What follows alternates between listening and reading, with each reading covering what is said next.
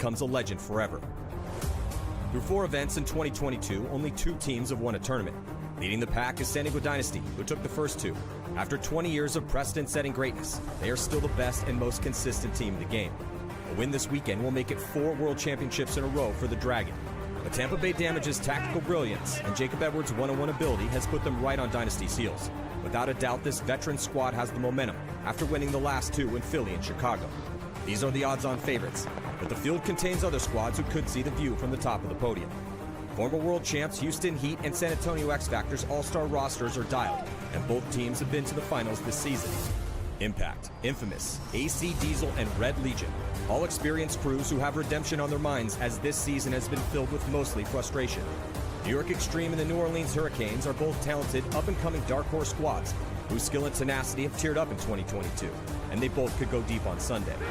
The Toulouse Tauntauns are looking to prove themselves stateside after winning the European Series, and they will be joined by rivals Stockholm Joy Division, Poland's Verst Factory, and the Lucky 15s from Great Britain. The stage is set for the most treacherous test of the year. New heroes could arise and favorites could fall, as the best paintball teams in the world throw down in Orlando, Florida to see who will reign as the NXL World Cup champion.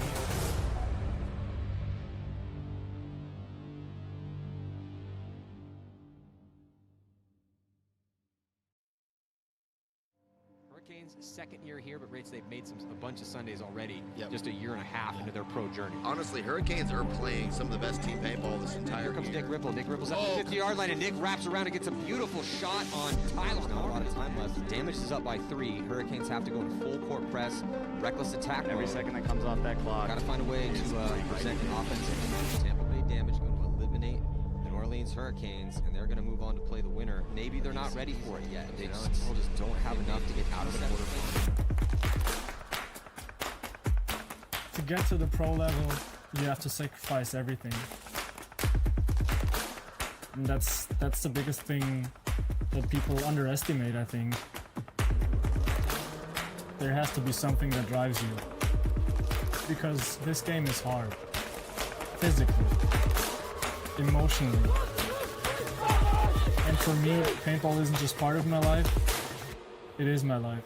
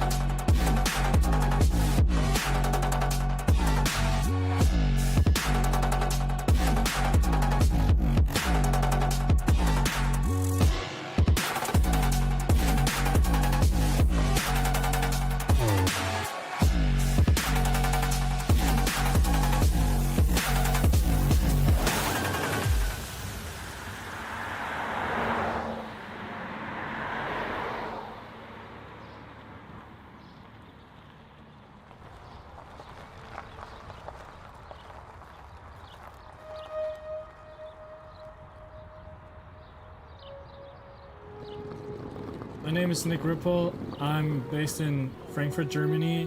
I play for Breakout Spa over here in Europe and for the New Orleans Hurricanes in America. I just love playing paintball. Nothing ever really caught me like paintball did. And when I saw tournament paintball for the first time and the whole team aspect of the sport, you don't really have that in any other extreme sport like in paintball, and that's really what caught me. It's the adrenaline pump. If you play for the first time, you hear the 10 seconds, the go. 10 seconds. You can feel your heartbeat in your chest, and it's addicting. There's nothing else compares to paintball. What I'm always telling new guys, play as much as you can, because that feeling, like that fear will go away, and that's something you only get if you do it over and over and over again, getting this experience and get used to that feeling, but it's always still there because there's always 5 people who want to shoot you, and it's hard to lose that.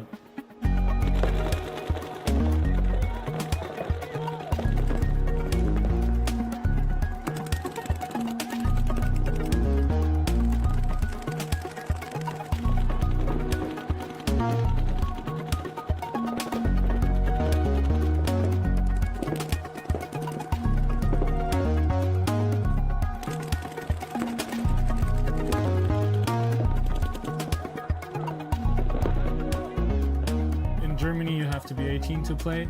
So I started when I was 18 at the local field where I'm still practicing, and the field owner, Ollie, saw something in me, talent. I don't know what he saw, but he supported me.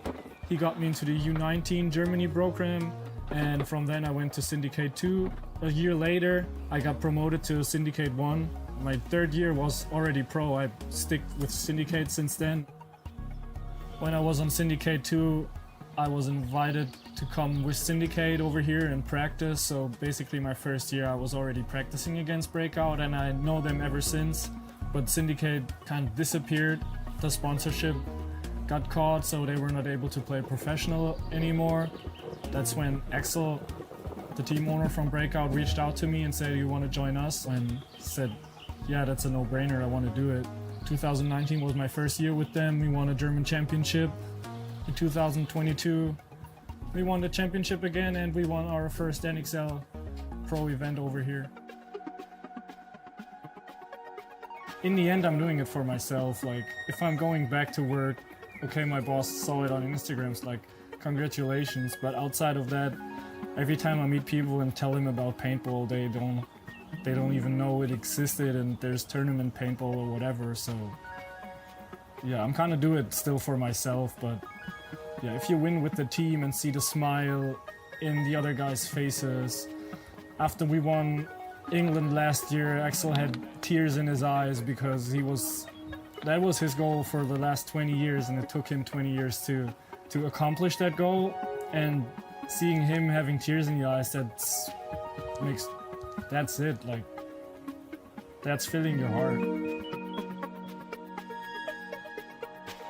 So winning last year was a big release, but it also puts more pressure on us because we have the target on our back now.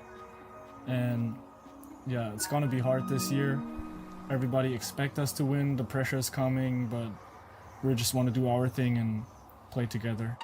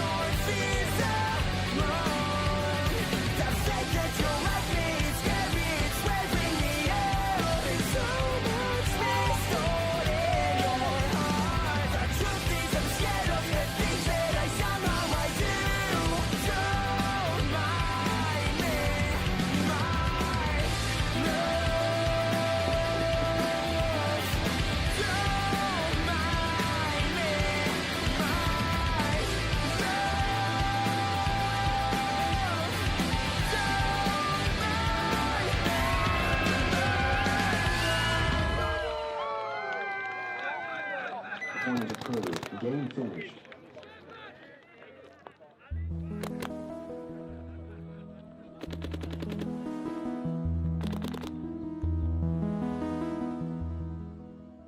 It was always my dream to play pro in US, and when I had the opportunity 2022 at World Cup with the Luckies, the whole team played really good and we saw that we can compete with the American guys. So that kind of pushed me more into like, you should try it.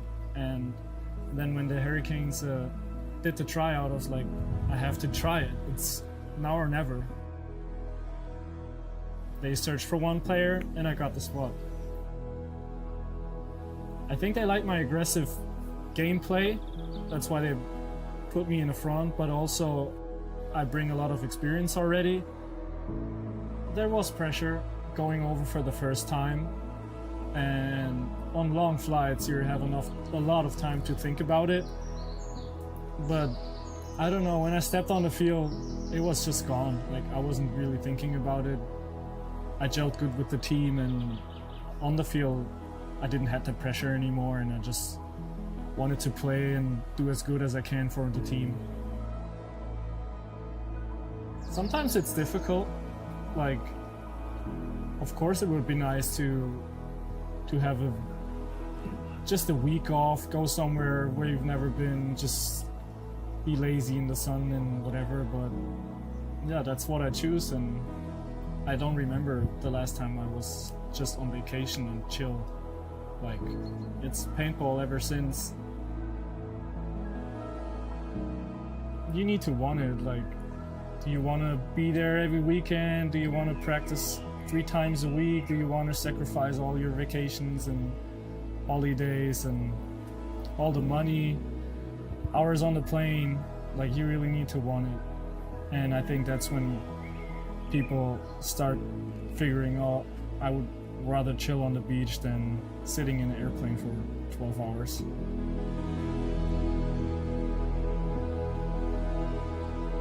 When I started playing paintball, my goal was to be German champion. I achieved that goal. My goal was to win an NXL Europe event, and then I achieved that. Then my goal was to play overseas, and now my goal is to be an inspiration for younger people, because not a lot of people from Germany made it. People are looking up to me, and it's hard to do it, but me as an example that it is possible, and you can make it if you put in the effort.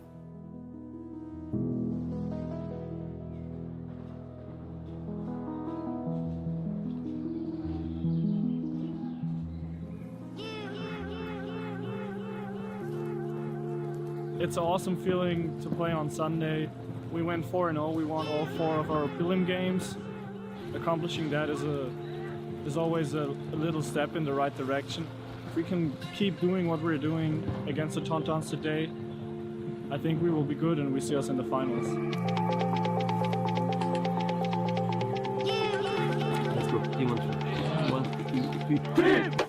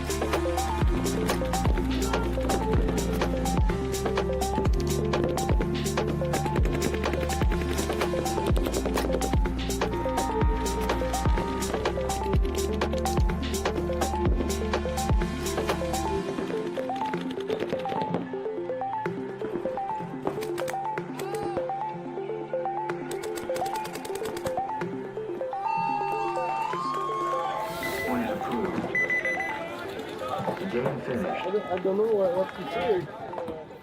We went together, we worked together, hang up. Okay. Let's go, bad boys. Team! I think even if I would achieve my goal, I would still play till my body doesn't want to anymore. I think I will always have that drive. I think I will always want to be out there getting in the dirt, and I'm not doing it to be remembered. I want to be the best example I can be. And if people will remember my name, that's cool, that's a big honor. But if I can be an example and motivate younger people to play when I'm doing it, that's awesome. Losing is part of the process, but losing is only bad if you don't learn from it. For me, I will be back to training, preparing for the next one, because my story is just beginning.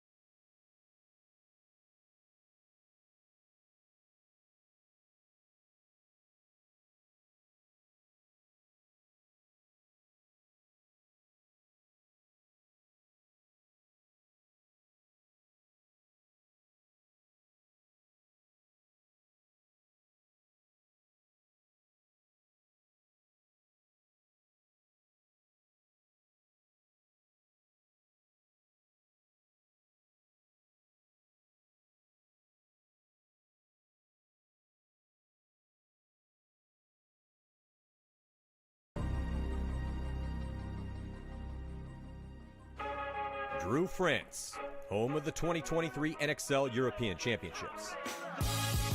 Teams from all over the world face off during a weekend of intense paintball battles, a test of both skill and will. With divisions ranging from amateur to professional, this event showcases the very best of European competition at every level. During the preliminary round on Friday and Saturday, each team will play a total of 4 games. 2 teams compete head-to-head during each match. Both teams send 5 players out to their starting box, and when the game time begins, they will strive to eliminate the opposing 5 players. Eliminating all opponents is not required to score a point. To score, a team needs to touch the buzzer on their opponent's starting box or receive a concession from the other team. After a point is scored, game time is paused, the teams reset, and they start again. The ultimate goal is simple: to score more points than the opposing team before the game time expires. Teams with the best preliminary records in their division will move on to the Sunday playoffs. And on Sunday, the only way to continue forward towards the podium is to win.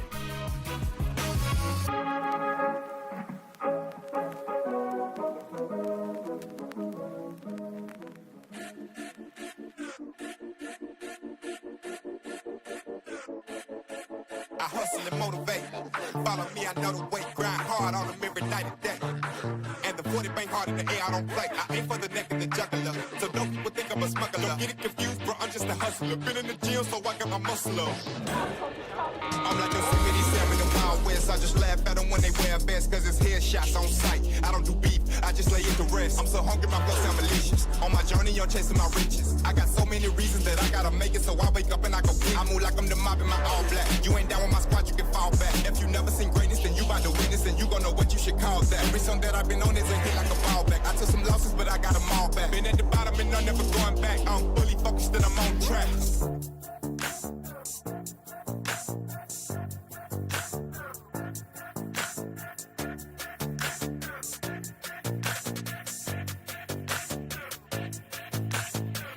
Yeah, I came up straight from the bottom. Put on the gas, yeah, that's the throttle. I get the smash cause I get the model. These people mad cause I get the mile. I'm changing lanes in my auto. Get to the bag is my motto. I'm coming up cause I stay down. Grind so hard I can't slow down. That the was giving started from the mud. I wrapped it up and now it's a drum. If you wanna play, call my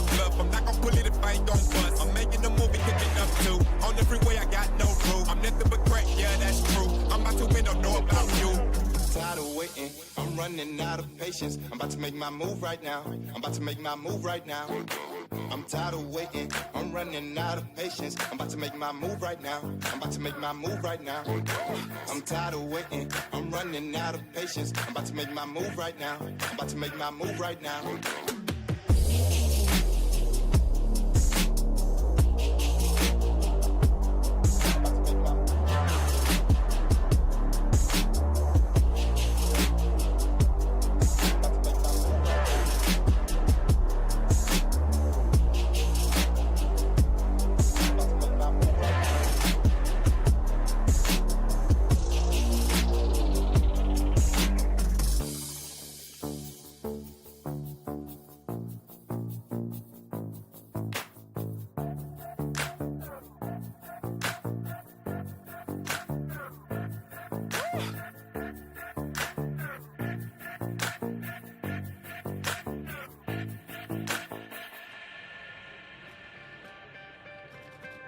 Not every team moves on to Sunday.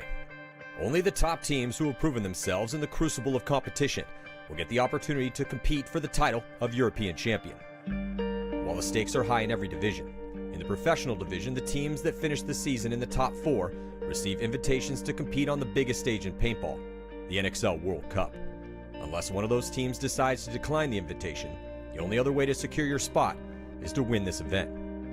In 2022, 3 teams from Europe were invited to compete at the World Cup: the Toulouse Tauntauns, the Lucky 15s from the United Kingdom, and Carnage from Paris. The Tauntauns were able to fight their way into Sunday at World Cup, but were ultimately knocked out by Tampa Bay Damage, who then went on to play in the finals against San Diego Dynasty. All 3 of these teams are in the running to receive another invite to the NXL World Cup, but it's a tight race at the top of the leaderboard in 2023. The Tauntauns, Joy Division, Verst, and Carnage enter this event in the top 4. But Breakout Spa, the Lucky 15s, PP Arena, and Dynamite are very much in the running. An early exit by any of those top 4 teams could present an opportunity for one of these squads to take their spot. But both Italy's Gladiatori and Austin FSU could play the spoilers with nothing to lose. One final day of competition remains for these teams to decide who will get those invitations and win the European season title.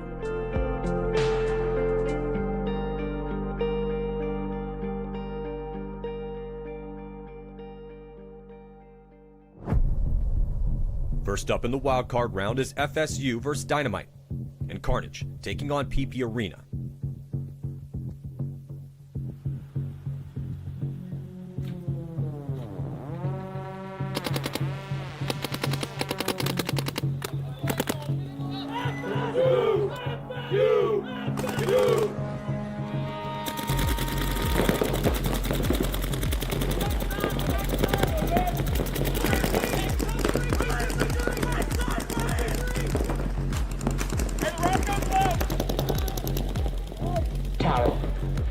Point approved.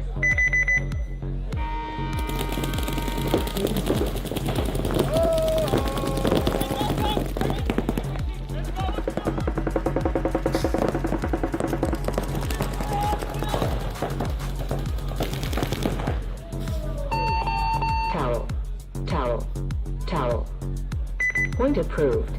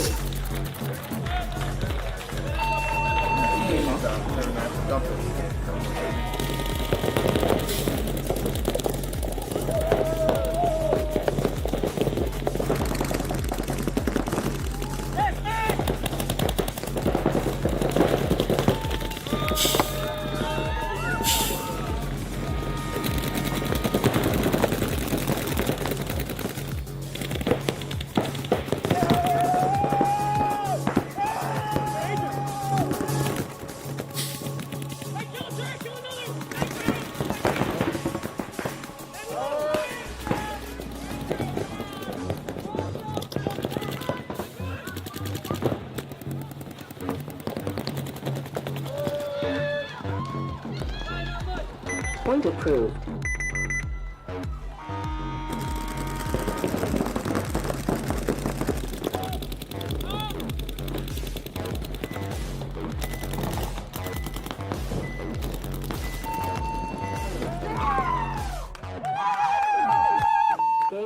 finished. Game finished.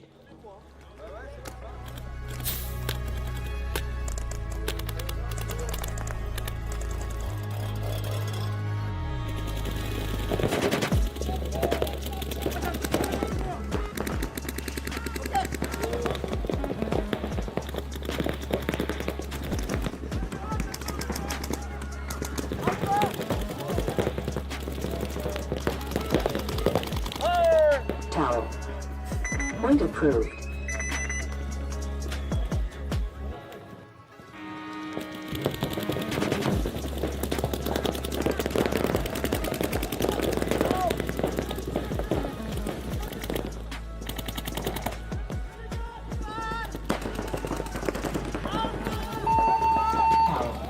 Towel.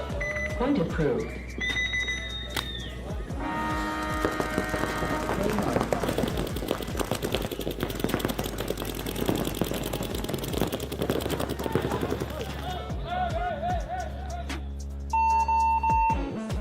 Point approved.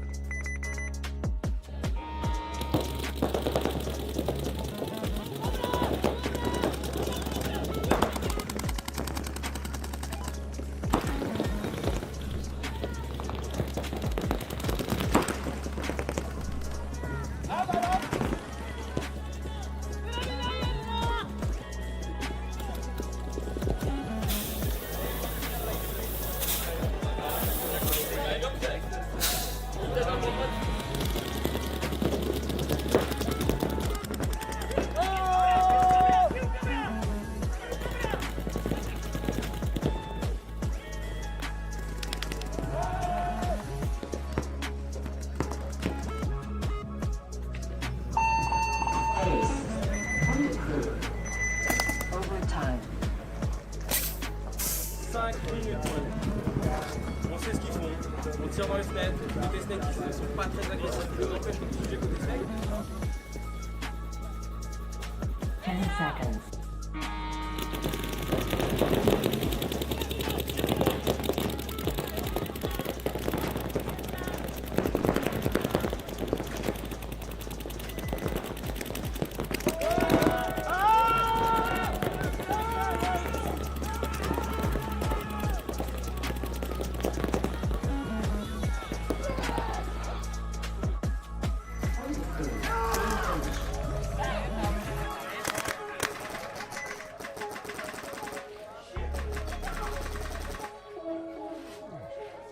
FSU defeats Dynamite 6-3, and Carnage makes an early exit, losing to PP Arena in a close 4-3 match. Next in the quarterfinals is Verst taking on Gladiatori, and Joy Division versus the Lucky 15s.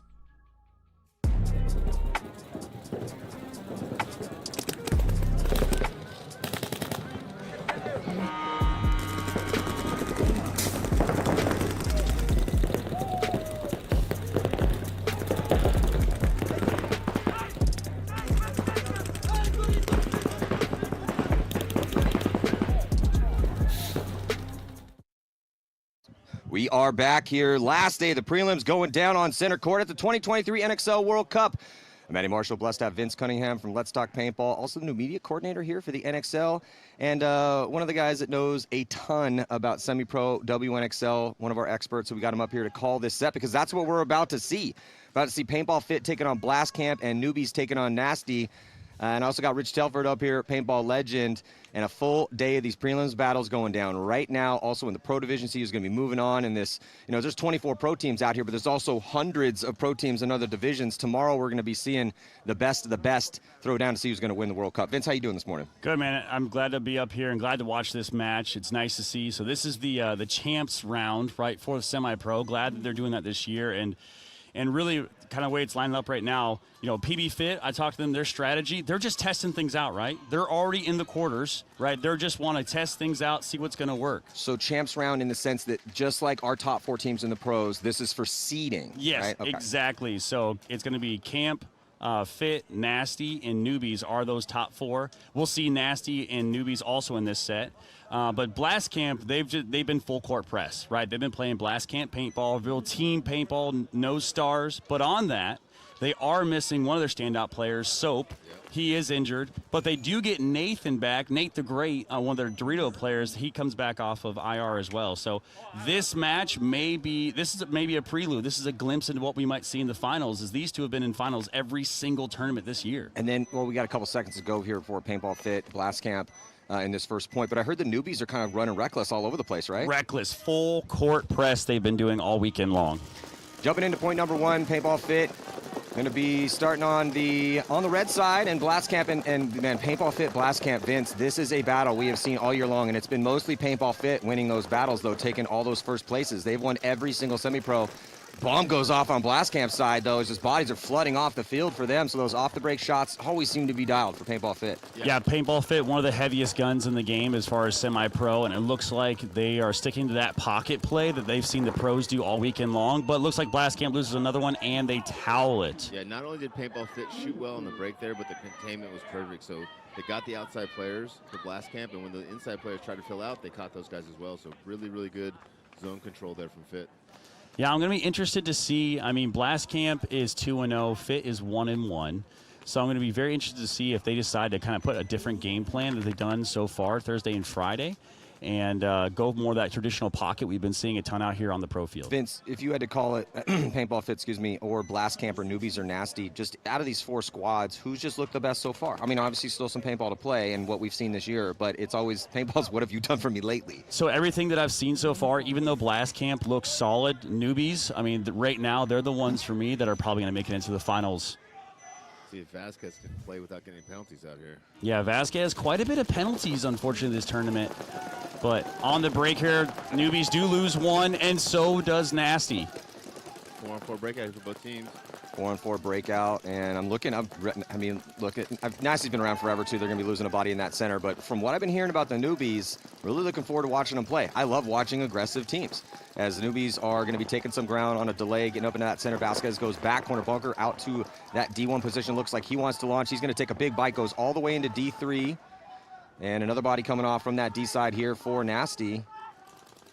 Nasty just looks like just 2 at the cans and crossing it up. Yeah, 2-on-3 or 2-on-4 advantage here for the Newbies.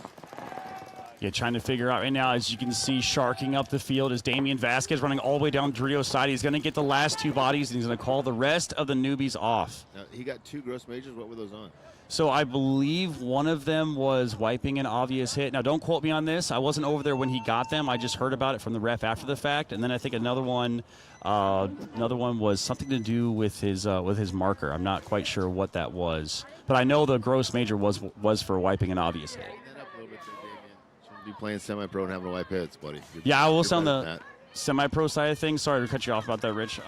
We've seen more suspensions in semi-pro this event through prelims than we've seen the entire year so far. Because no one's trying harder than the semi-pro guys. Come on, man. You can't hold them back. I mean, they're doing what they got to do. Yeah, well, Vasquez was doing anything he wanted to in the Commanders Cup, playing for Navy. So he's going to be playing a lot of paintball today because he's also playing for Navy. They're going to be throwing down in the championship. I believe that's going down around 11:30-ish. I'm not sure exactly. Noon. Is it noon? Yep. Okay, yeah, so going down at noon. And that was a fun one yesterday. Very, very fun match. Yeah, standoff there. That was fun. All right, on the breakout here, 5-on-5 breakout, which we haven't seen a ton of, especially with Blast Camp. Great breakout for both teams. Blast Camp already into Snake 2, now into the 50, Matty. Oh, and they lose 2 at the same exact time. Yeah, tough break over here for Blast Camp as these teams have switched sides. Teams switch sides. When a point is won, they'll stay on the same side. If there's a no point, does happen. 50-yard line, hot for Blast Camp. They're going to need him there, and they're going to need him to start feasting on some kills. As it's a lot to a little on the body count, and in that what we're calling the arrowhead here, Vince. It's the safe play. You get the 3 in the back line, and then send 1 to the lander to the logistics bunker. Another body coming off here for Blast Camp. Or 5-on-2. Sorry. Yeah, with Hogue in the 50-yard line. So somebody on Blast Camp needs to step up and try to, gunfight win, back center to back center. That was definitely not Hogue, so. Yeah, great job. Colt taking the walk, but they're moving up on that D side, getting into D2. And what a smart move by Nathan. They just got him back to get that backfill from the Dorito side all in the back center, try to contain the movement. Well, if you're paintball fit, you have a lead. Zach's going off right now. Hogue Hogue gets that kill, but then Chavez is going to make his way all the way into the backside and shoot Hogue in the back. So, but the thing with Fit is, like, be calm right now. You have a big numerical superiority. The D side is completely blown open. Contain the snake, and then work Chavez down that D side, and Chavez made it work. Even though they did, but that's, if you're a coach, I'd come back and be like, okay, you cannot die out of the back center in that spot. How did you get punked out by Zach? Like, what are you guys doing? Tighten it up. Come on. We can't be losing any bodies in a 5-on-2. Come on. What are you doing? So right now, coming on the field in the tiger striped jerseys is Nasty. Now, interesting story with Nasty. So last year they were playing under the Arsenal name. That gets changed around with Tom Ford coming back. They decided to merge with a couple other semi-pro players and create Nasty. And, I mean, Arsenal last year with this kind of similar squad, they were kind of in the 10th place, somewhere around there. Now top 4. So quite a year they've had so far. Well, I love to see that. I mean, look at New York Extreme. New York Extreme was bottom of the barrel 2022, and then this year they're one of the best teams in the league, in the world. So Atkins there and Baker in the middle. Atkins 25, one of the biggest guns for Nasty that they have, just chopping bodies up. Oh, major penalty on Nasty, though. Yeah, red flag of death over there on that D side for Nasty with another body. Yeah, it's bloodbath after that penalty. So Nasty having a real rough one. That's 2 in a row for newbies and fast points here. So I always feel like it's tough for the semi-pro players to come onto the pro field and to make that adjustment because the referees over here are a little bit tighter. I said that same thing when I talked to Vince yesterday. He's like, hey, semi-pro game going down. I'm like, got to come up for that, Vince. And then we started talking shop a little bit, and we were talking about some penalties. I said the exact same thing. Yep. I was like, hey, man, if you're getting penalties over there and you come here, and you got to be really careful, man, because there's been a lot. This has been a penalty-ridden tournament so far. So I want to say this thing about newbies. So with newbies roster, they have Carl, Markowski on there and Damian Vasquez. Mm-hmm. Carl obviously a speed demon for years. How good the newbies roster is, Carl's not getting every single spin. That was what I was going to ask you, because I'd heard about Damian. He got the penalties, but he was playing well. And then I saw Carl, and he said he really liked that D side. So I was just wondering, with the two of them, Carl likes the D side. With the two of them, how would they play together? Are they interchanging points, competing for spin time? Yeah, they're doing really well. So I mean, I would kind of like to have both Carl and Damian out there if possible. That just shows the depth of their roster, though, as we get ready to go into the breakout here with PB Fit and Blast Camp. Blast Camp on your screen now. Let's see if they can adjust their lanes here as Jackson Frey shooting towards that Dorito side. Doesn't look like he's going to get a kill. Body dropping for Blast Camp from that back corner bunker. So they try to spread the field on both sides here, boys, and both of those bodies are coming off. For Blast Camp, they're going to lose that back center as well, too. And so now just 2 bodies left alive. It is not looking good for him here. If I was coaching Blast Camp, I would have one word mantra in the pit, and that mantra would be hide, hide, hide. I mean, you got to be careful, though, because right now, Fit is just starting to run away with it, and they're not really doing much. It's not like they're taking They're shooting 3 spots. guys on the break, right? And when you shoot 3 guys on the break, you don't have to go anywhere, right? Yeah. That's why instead of trying to get outside, Blast Camp should hide. Hide in the middle. Survivability seems to be the issue with Blast Camp right now, which they've been one of the most consistent teams with surviving. We never really see that. And I think on this field, it's tough to get outside, man. Yeah, the vibe for Blast Camp, though, is completely different. Last year, they were laughing, having fun, having a good time. It seemed like men playing against boys. This year, it's completely different. Their vibe is completely changed. They're very serious now. We're in the pits right now here. Let's listen in. Blast Camp.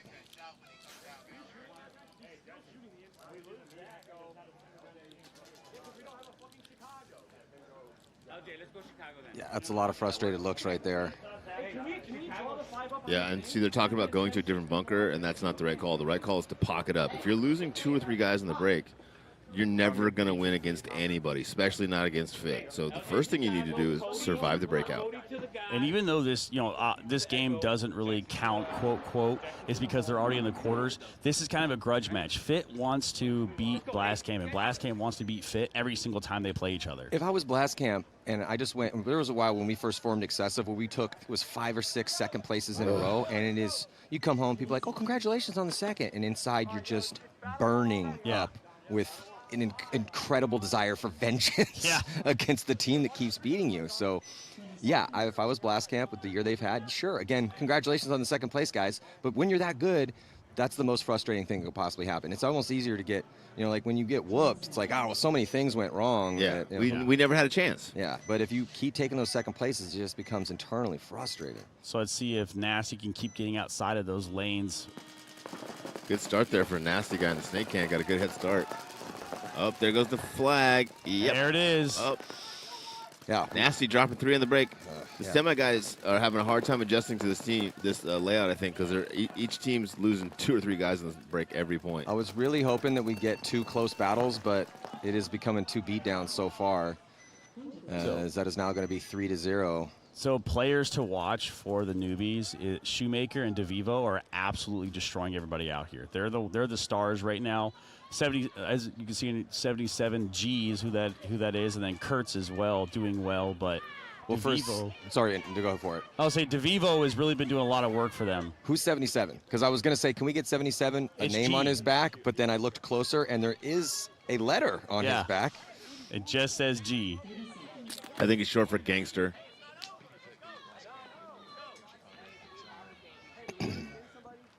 Yeah, so, like we've been saying, PB Fit has just got the better of Blast Camp. And there's the celebration here. PB Fit. It's been all PB Fit this year. Here's their little 6Ellie. Oh, do it. It's doing Mud Angel. Mud Angel. There's Colt. I would have gone backwards on that, I think. Yeah. I mean, I like the full send with the face into the mud, but I probably would have laid on my back and done a Mud Angel. Hey, look, Blast Camp loses bodies on the break again. 4-on-5 advantage here for Fit. Blast Camp caught in the pocket. The 2 cans back center of the tower. Landry Logistics taking a walk. 3-on-4 advantage now for Paintball Fit. Blast Camp filling into that Landry Logistics tower now. 3-on-3. This is Blast Camp's first time to have even numbers in this match. Yeah, great job by Blast Camp to even the bodies up after going down initially. Yeah, both teams in mirrored positions. I'm going to look at our D-side angle here on your screen with Unger. Trying to move up, make something happen for Blast Camp. Runs right into a lane, so good zone control here for PB Fit. 3-on-2 advantage now for Fit. Fit does have 1 player out in Dorito 1 as the Blast Camp player leaves the logistics bunker, goes to the center of the field. He's hunting for a kill. Moves up. I believe the Dorito guy sees him. Nope. Dorito guy switches off. No one's looking. He gets 1. Wow. Great move. Is that Jackson Frey? He gets 1, gets 2. Does he get 3? I don't think he picked up that 3rd body. Maybe one-on-one. he did. No, he did. Wow. Wow, Jay Frey going to work right now, getting a 3-pack. Yeah, that's definitely on the list here for moves of the prelims, but I just don't think that anyone's going to get the money. That it's probably going to be Sam Silberg from Infamous with a 1-on-4. He ruined the bell curve on that one. Yeah. So $500 courtesy of Pate Smith Law. If you need somebody to represent you in an insurance claim against your insurance company, property claim, he's your guy. But yeah, he's blessing Paintball with giving some money, and that was an amazing move. Beautiful little 3-pack to close out that point, as we're going to get a little replay of it here. And they needed this. You know, they needed to strike. They needed to punch PB Fit and be like, hey, man, we're here too. Okay, we're not just going to let you run away with this game, get a mercy rule win. Even, again, like you said, Vince, yeah, this is for seeding. It doesn't, but everyone, they're going to be into the money round, into the top, Nobody likes top to lose. teams, but still, it's also momentum too. And just this is a grudge match. Make no mistake, PB Fit versus Blast Camp, like that's one of the biggest grudge matches we have in the entire sport of paintball right now. But yeah, I just don't think anyone's catching Sam Silberg for that $500. Absolutely. As you see in the pits here, so Unger, actually former semi-pro player for Trade My Gun Outlaws, came over to Good Games and then switches to Blast Camp for this. So glad to see him out there as Nasty and Newbies on the break here. Newbies do make it into the snake. Nasty trying to counter that move, trying to stop Damian Vasquez on the Dorito side, but they don't know that he's made it all the way into the snake yet. They're about to find out. Oh yeah, got blasted. Matty Karpiski just feeding right now in the snake, trying to lock down those spots. 4-on-5 advantage now for the newbies. They've got the snake 50, Dorito 50, center 50 wing. Oh, and he gets another one. Great job, crossfield shot. I think that was number 2. I think it was Kurtz that just got the Dorito side kill. Damon Vasquez taking the walk now for the newbies. Got shot off that D side. But newbies with this 3-point lead. Barely, I mean, it's still 12:50 left on the clock. That's how quick these points are going. But they own the 50. I think down to 3 bodies for them. But they have owned the 50 here in the snake side. We can see our eye in the sky. I mean, it is a pretty dominant spot. As you can see, actually, 4-on-3 in favor of newbies. And now he's going to get past the 50 here for the newbies. Got 2 players in front of him. I don't know if Nasty knows where he's at in the snake. Referee's checking the newbie player in the center there. Number 2, looks like he's okay. Yeah, the Nasty decided to give Damian Vasquez a little love on the way out, too. Well, they're big fans. Yeah.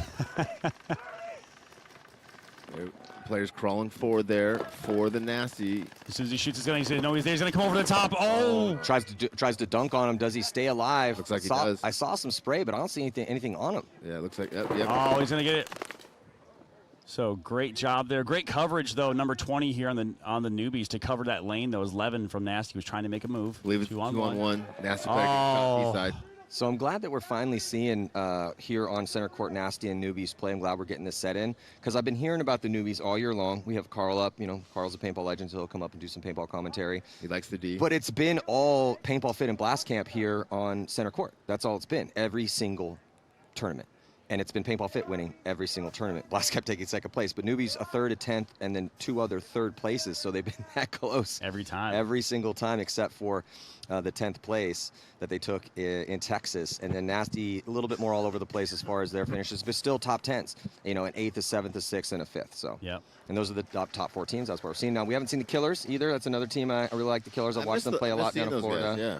Well, the Killers was sitting in 4th place until their terrible finish at the last event. 11th, yeah. So that really hosed them. We should have been seeing out here the Killers, but Nasty making it happen when it needed to happen. As you can see here, the replay. Krapinski comes over to the top to try to dunk on Nasty. Well, because he heard him shoot inside.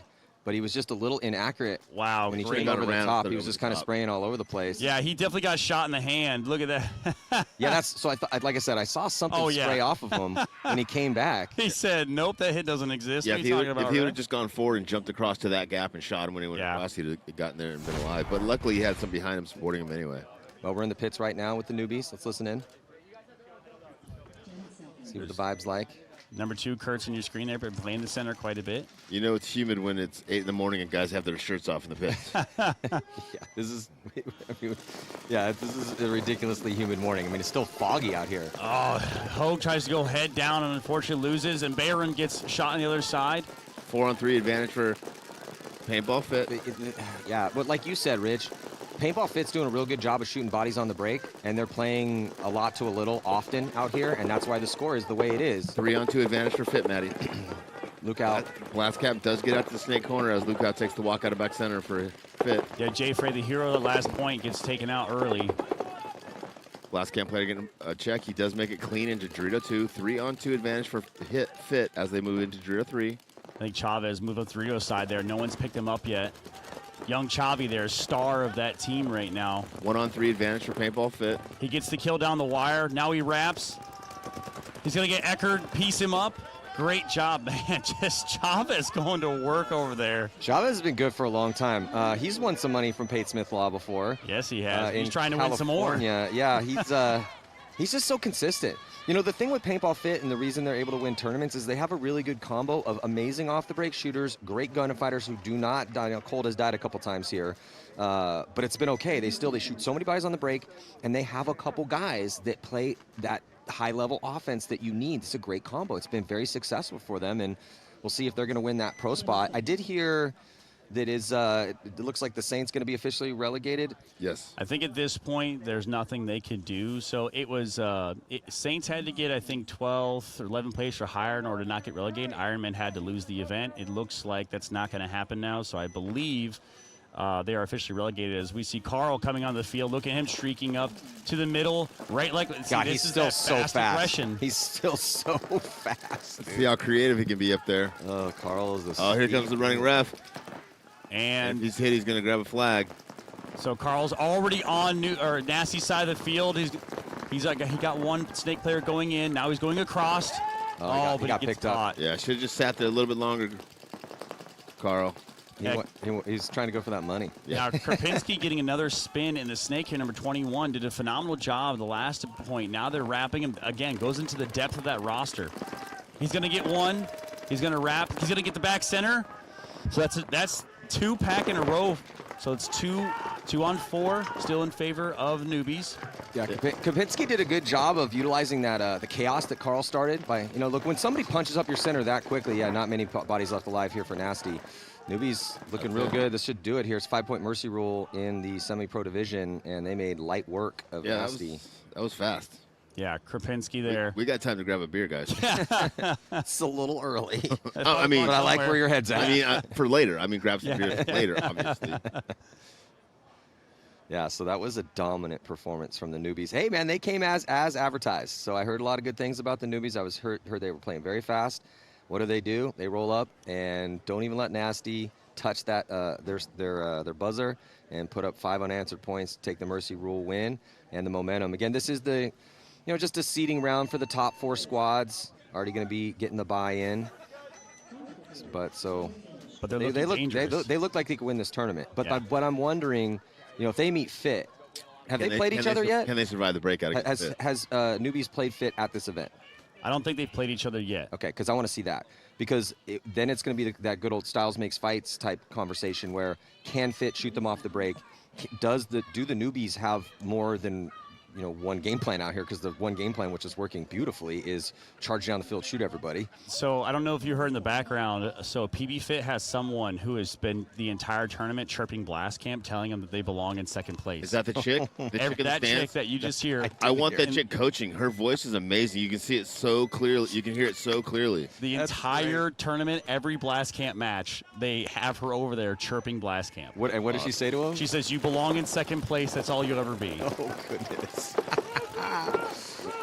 Body dropping from the D side here. Actually, both teams losing a body. 3-on-4 advantage for Blast Camp. This is their first advantage here in this match. Let's see if they can take advantage of their advantage. Also, don't come up here without that information. When Matt asks you something, Vince, you know whether they played each other or not, all right? Or you don't come up here, buddy. Yeah, the busy marketing director schedule is not exactly easy to get over there and watch semi-pro.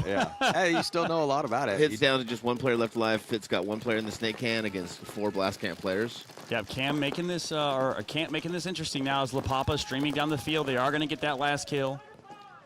Look, this could become a game here. Okay, Blast Camp, Blast Camp getting on the board again. So now it's going to be a 2-point spread with 10 minutes left alive. These points are going pretty fast. True Xball now.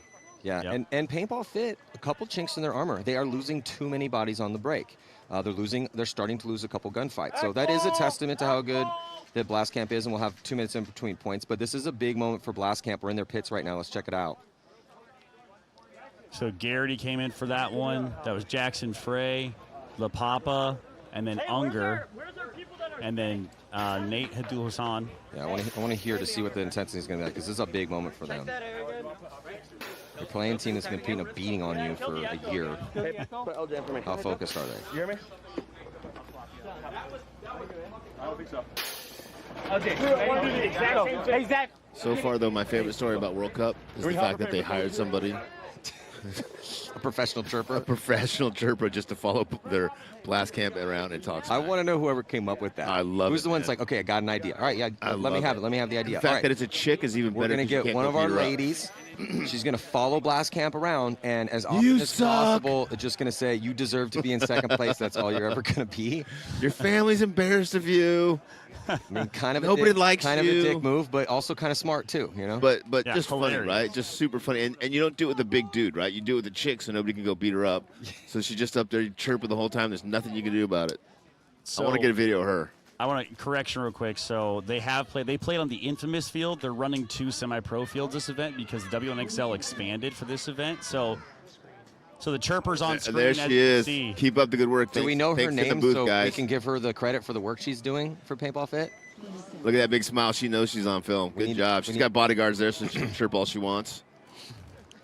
So Fit did beat newbies earlier in the tournament, 4-2. You're playing a dangerous game right now, Ben. I know. You're playing a dangerous Well, I appreciate you getting that info for me. That's very, very professional of you, Vince. Try to do it up here.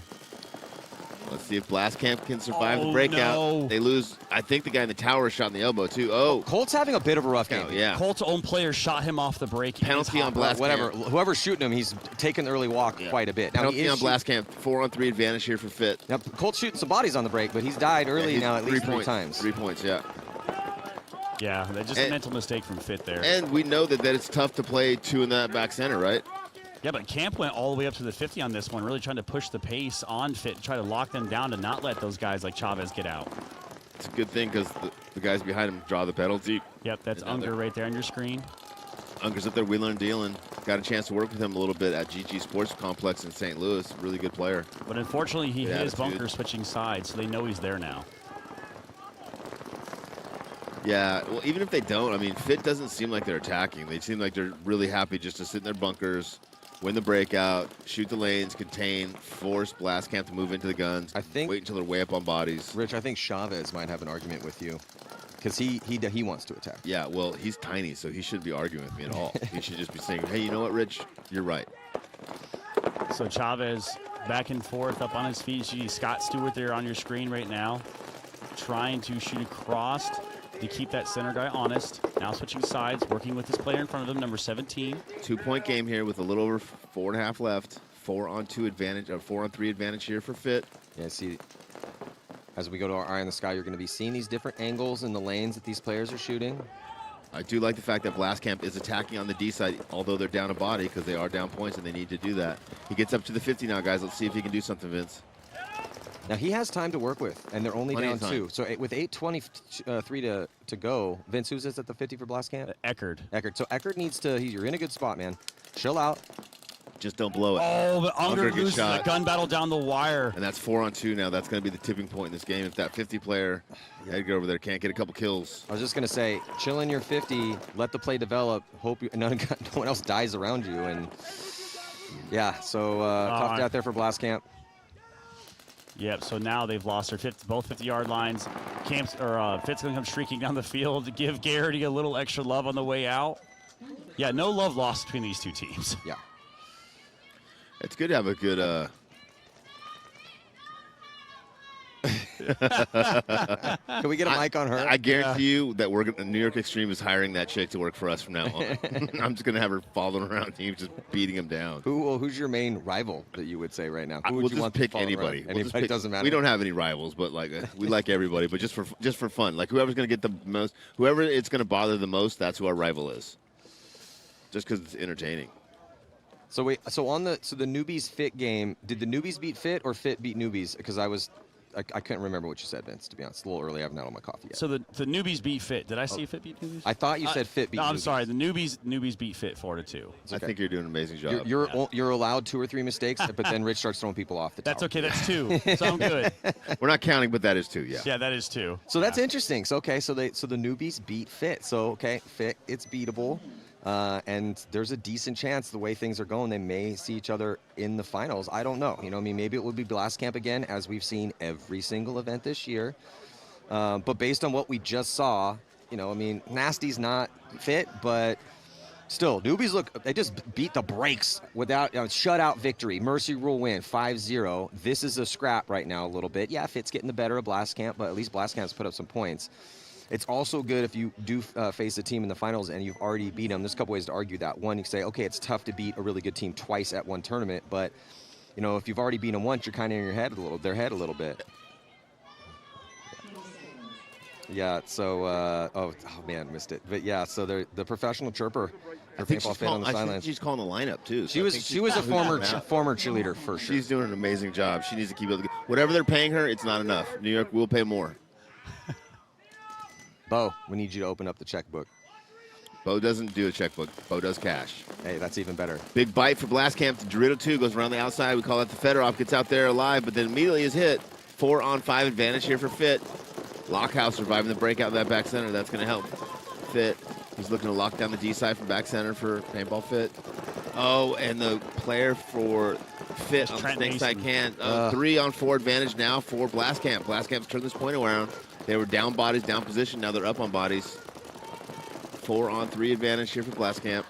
So Blastcamp doing such a good job just trying to survive the break and getting back up on bodies after that 5-on-5 start. Now up on bodies. Yeah, this is a must-win situation right now for Blastcamp because they're down 3. There's still time left, 7-10. But if they squander this high body situation, let PB Fit go up by 4 and burn a couple minutes off the clock, game's probably over. Jackson Frey gets shot. Yeah, that's a death that cannot happen here. That's exactly what I'm talking about. Now they do get a kill though from the Landry Logistics spot. 3-on-2 advantage for Blastmatty. Oh, Lockout taking the walk. 3-on-1 advantage. Wow, so Lockout takes one snap out against La Papa, and La Papa makes him pay for it. He's struggling this morning. Colt needs to tighten it up. Yeah. He doesn't. I've seen him play a lot of paintball, and I haven't seen him die this much out of his bunker because he's a really good gunfighter. So well, he's been shooting D side on the break. The majority of the kills on the break have been coming from the center/snake side.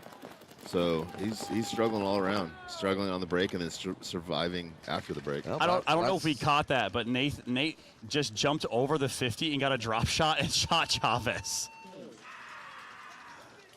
What a great job there by Blast Camp to start pulling this one back after it seemed kind of doom and gloom there in the beginning a little bit. It did. It definitely did. But that's a good look for Blast Camp. We're back in the pits, and they've looked focused and pretty intense every time we cut in here. No one's screaming at each other, trying to figure out what they need to change. They have made some adjustments, but the biggest adjustment that they're making is a little bit better survivability, and they're winning gunfights. And Paintball Fit is uncharacteristic losing too many gunfights. Again, they still got a 2-point lead, but the momentum is definitely going towards Blast Camp right now. For sure, yeah, especially because Fit was just handling those first 3 points. Yeah, let's see.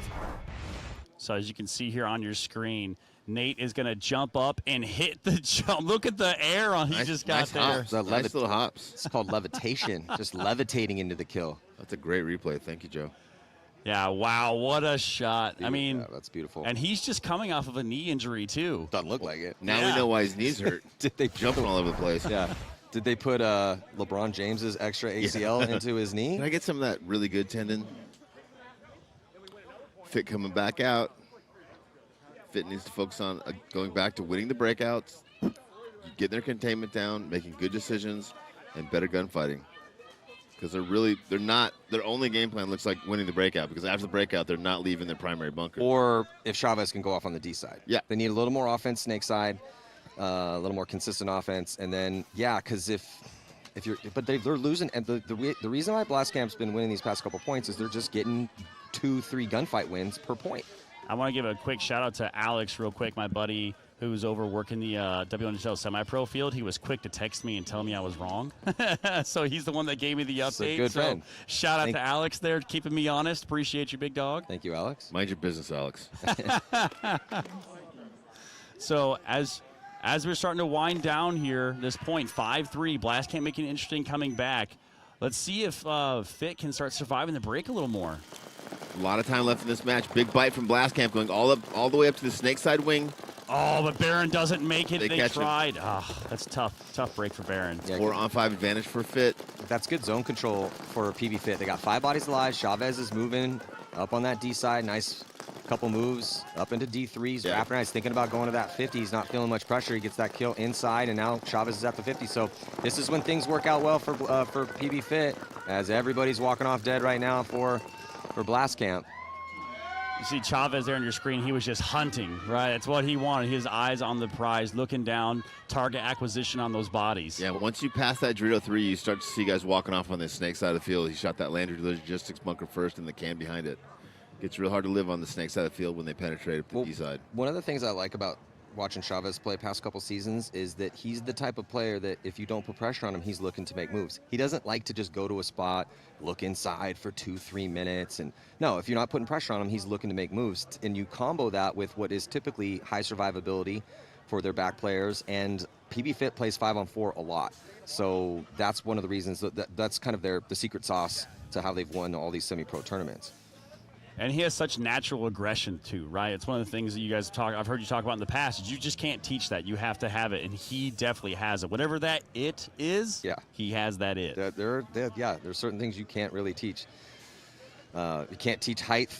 I can take a guy that's naturally a little more conservative and with a cattle prod make him a little more aggressive, but he's never going to be, give me that raw animal aggression, and we can rein that back in a little bit. I'll take that 10 times out of 10 than the opposite way. But yeah, and Chavez is real good, man. I've been very impressed with his skills.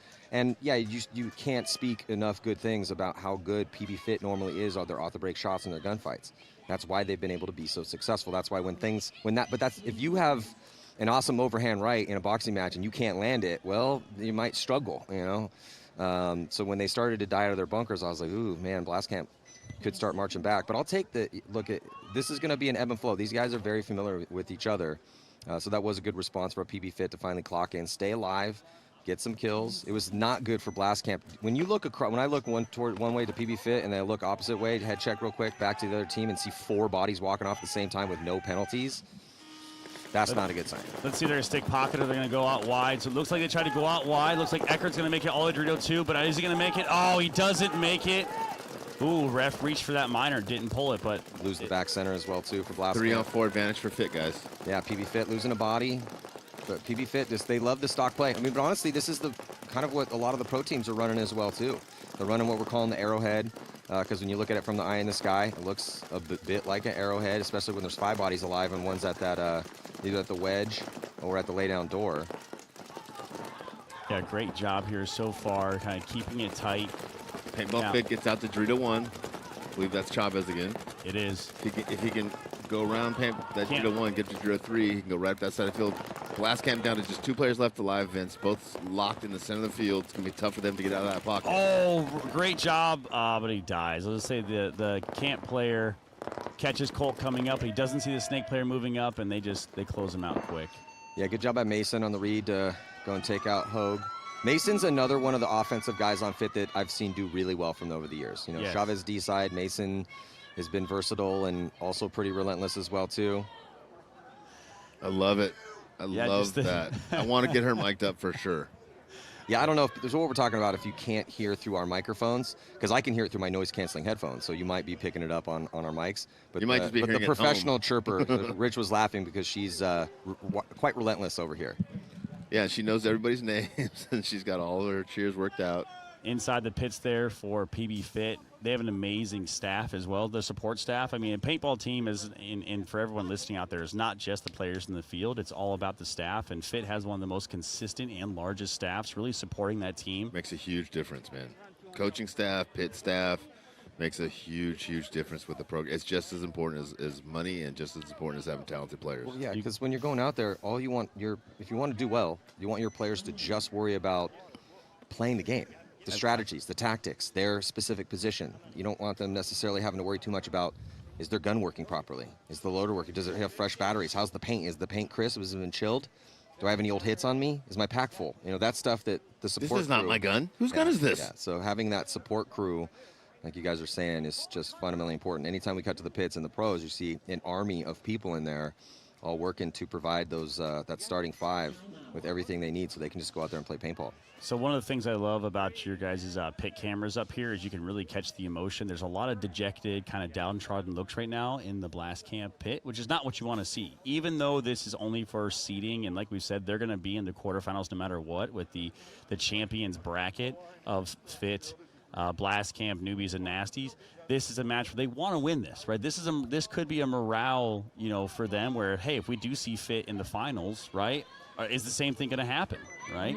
They got to get the energy up. And there's the chirper. Yeah, she was a cheerleader for sure. She's yelling like a cheerleader. Oh, God. She has a list of insults.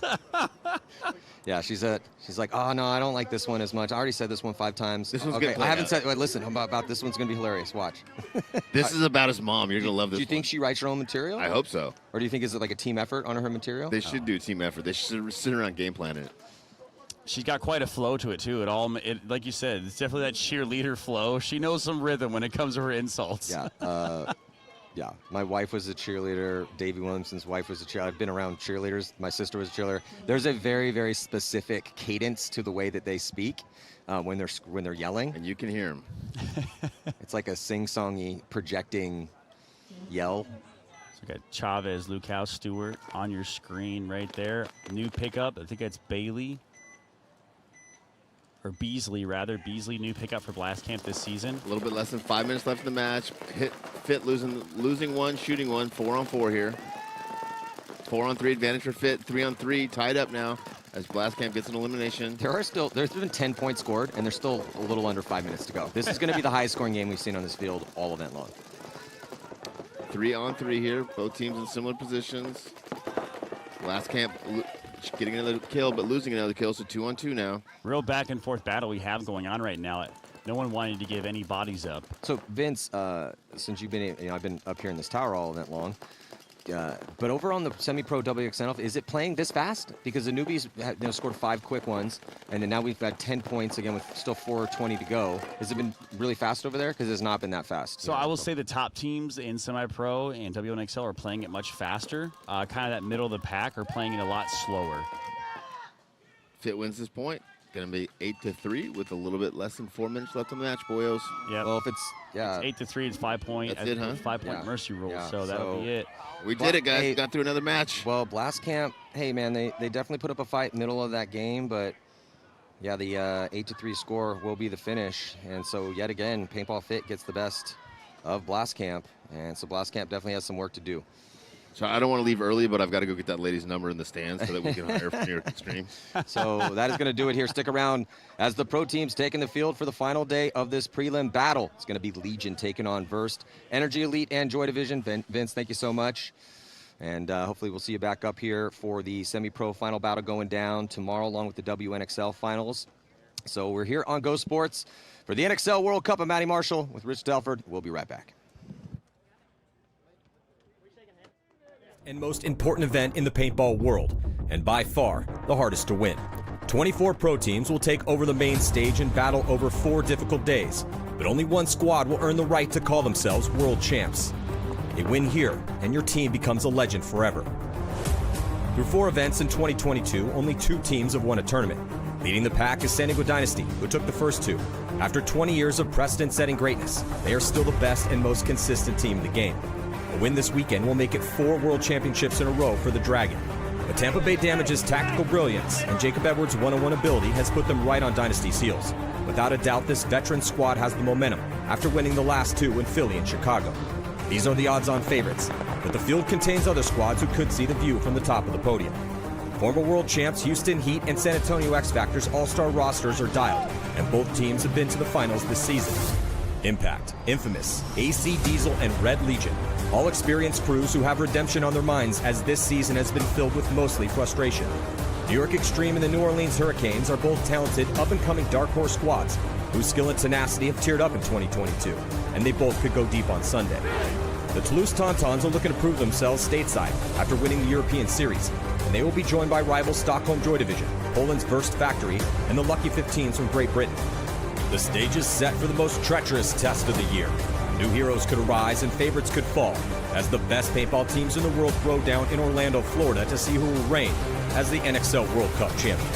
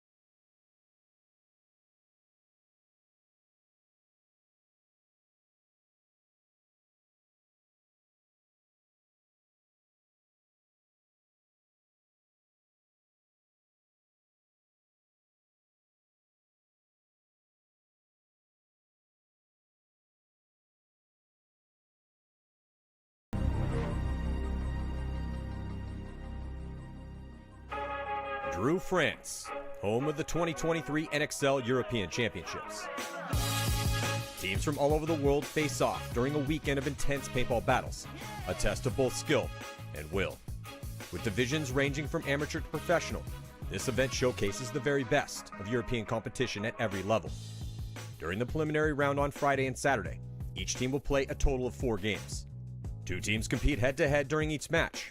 Both teams send 5 players out to their starting box, and when the game time begins, they will strive to eliminate the opposing 5 players. Eliminating all opponents is not required to score a point. To score, a team needs to touch the buzzer on their opponent's starting box or receive a concession from the other team. After a point is scored, the game time is paused, the teams reset, and they start again. The ultimate goal is simple: to score more points than the opposing team before the game time expires.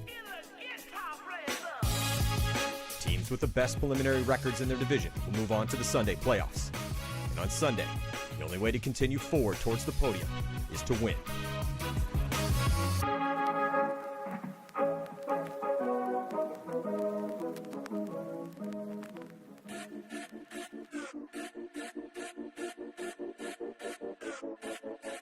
I hustle and motivate.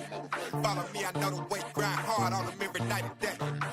And the 40 bang hard in the air, I don't play. I ain't for the neck of the juggler. So don't people think I'm a smuggler. Don't get it confused, bro, I'm just a hustler. Been in the gym, so I got my muscle up.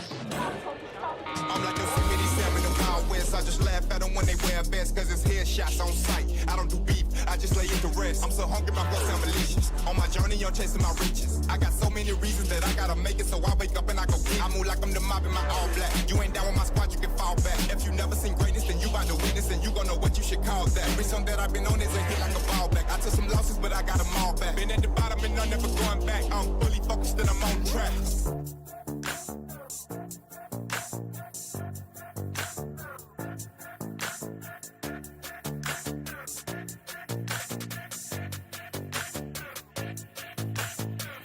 Yeah, I came up straight from the bottom. Put on the gas, yeah, that's the throttle. I get the smash cause I get the bottle. These people mad cause I get the mom. I'm changing lanes in my auto. Get to the bag is my motto.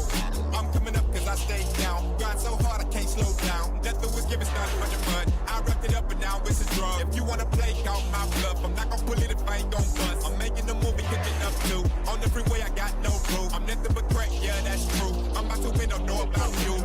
Tired of waiting, I'm running out of patience. I'm about to make my move right now. I'm about to make my move right now. I'm tired of waiting, I'm running out of patience. I'm about to make my move right now. I'm about to make my move right now. I'm tired of waiting, I'm running out of patience. I'm about to make my move right now. I'm about to make my move right now.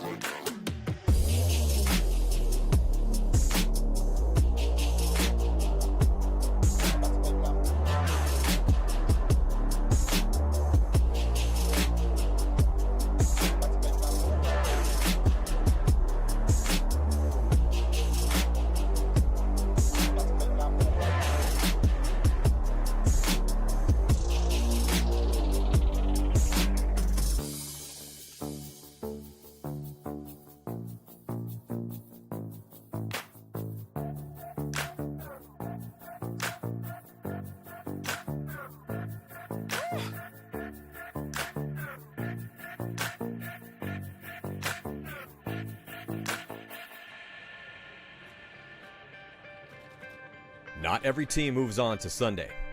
Only the top teams who have proven themselves in the crucible of competition will get the opportunity to compete for the title of European champion. While the stakes are high in every division, in the professional division, the teams that finish the season in the top 4 receive invitations to compete on the biggest stage in paintball, the NXL World Cup. Unless one of those teams decides to decline the invitation, the only other way to secure your spot is to win this event. In 2022, 3 teams from Europe were invited to compete at the World Cup: the Toulouse Tauntauns, the Lucky 15s from the United Kingdom, and Carnage from Paris. The Tauntauns were able to fight their way into Sunday at World Cup, but were ultimately knocked out by Tampa Bay Damage, who then went on to play in the finals against San Diego Dynasty. All 3 of these teams are in the running to receive another invite to the NXL World Cup, but it's a tight race at the top of the leaderboard in 2023. The Tauntauns, Joy Division, Verst, and Carnage enter this event in the top 4. But Breakout Spa, the Lucky 15s, PP Arena, and Dynamite are very much in the running. An early exit by any of those top 4 teams could present an opportunity for one of these squads to take their spot. But both Italy's Gladiatori and Austin FSU could play the spoilers with nothing to lose. One final day of competition remains for these teams to decide who will get those invitations and win the European season title.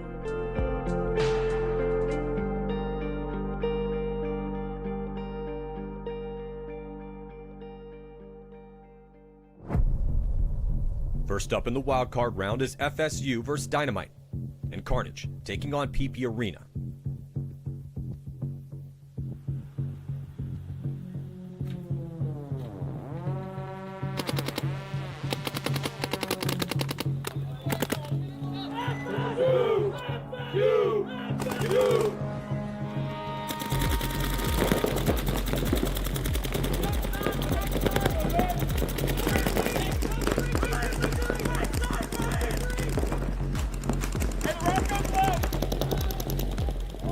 Towel. Point approved.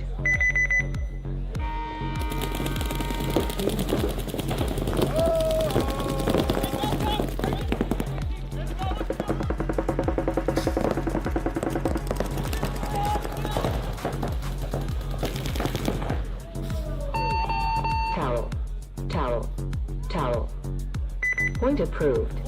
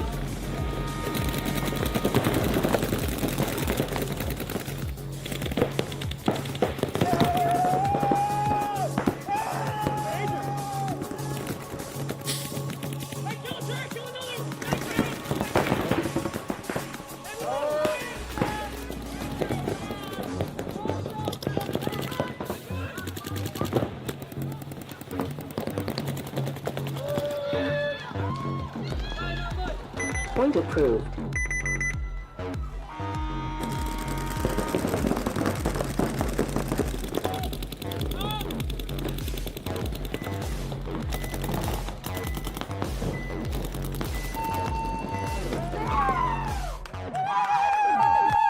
Game time finished. Game finished.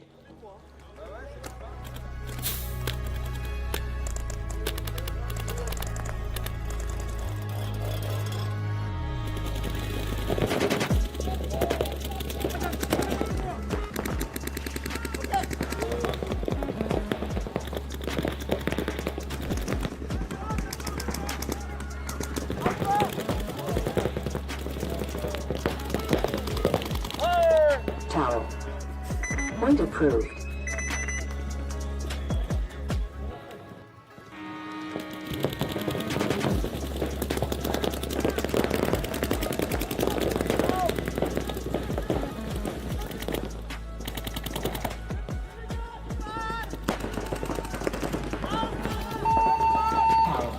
Towel. Point approved.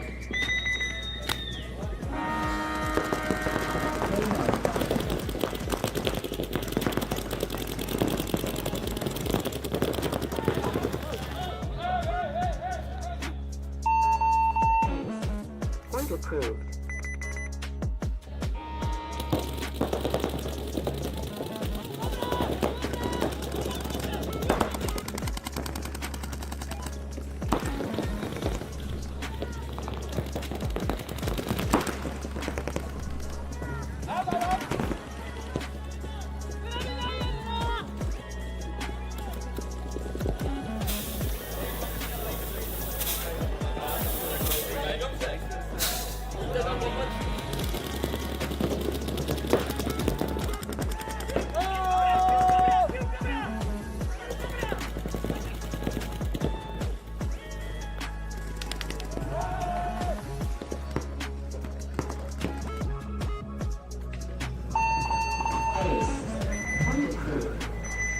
Overtime.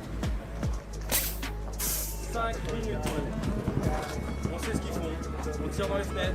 Les snakes, ils sont pas très agressifs. Je vous empêche de toucher côté snake.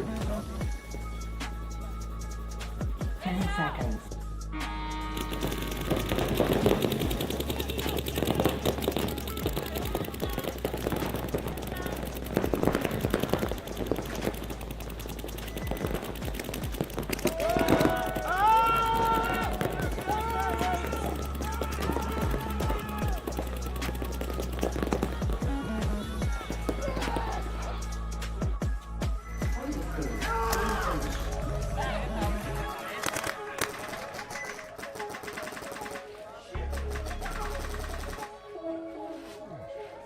FSU defeats Dynamite 6-3, and Carnage makes an early exit, losing to PP Arena in a close 4-3 match. Next in the quarterfinals is Verst taking on Gladiatori, and Joy Division versus the Lucky 15s.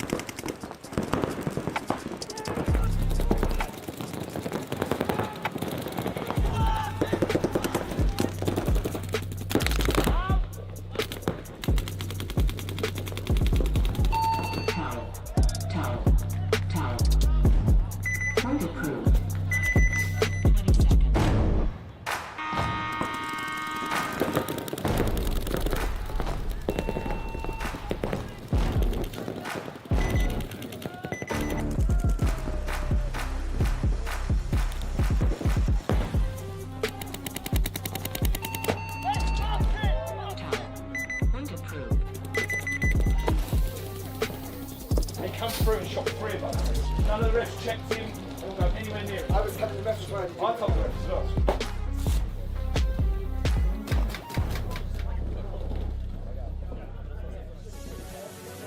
No, they're going to play slow. They're going to play in the fucking pocket. Let's be clever and take it to them, yeah? 2 on 3. 1, 2, 3, 2!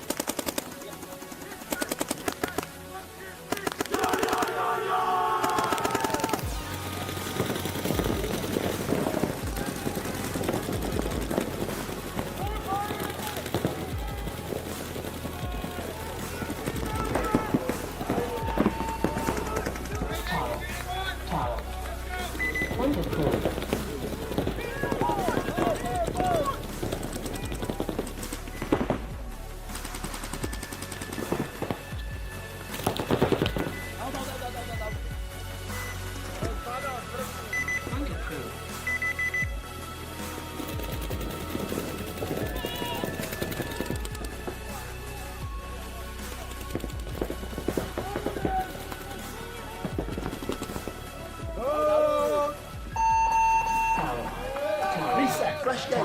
We can get 4 points in 9 minutes. This is what we play at CBS, yeah? Race to 4, 10-minute game time. Let's fucking do it right now. Heads up, yeah? Fucking believe, boys. Come on. Done it before. One voice, one play, one team. Let's go, boys. One voice, one play, one team. One voice, one play, one team. One play, one play, one team. Let's fucking go. Come on.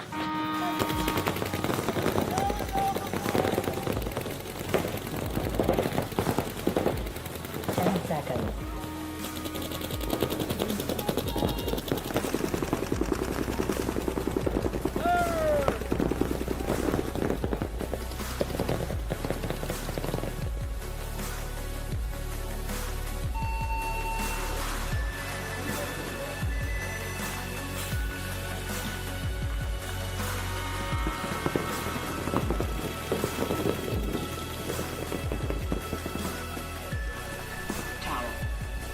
Point approved.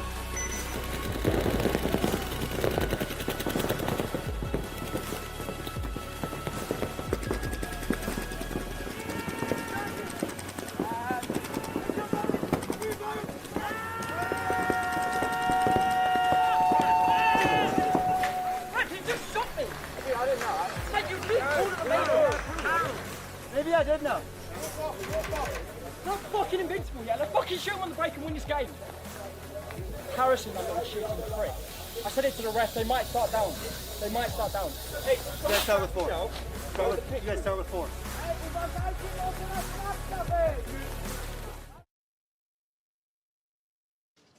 And we are back. 2023 NXL World Cup, the biggest event of the year and in the world. I'm Matty Marshall, blessed to have Joey Blute, one of the best in the business, as Tampa Bay Damage has been elite of elite. 2 wins in a row coming in, getting the momentum to World Cup. Second place here last year, 2 dynasties. So it's Dynasty and Damage in first and second place. We're going to see them later on today, but right now it's going to be Legion and Verst, NRG Elite and Joy Division. I'm Matty Marshall, and I also got paintball legend Rich Telford, coach of New York Extreme up here.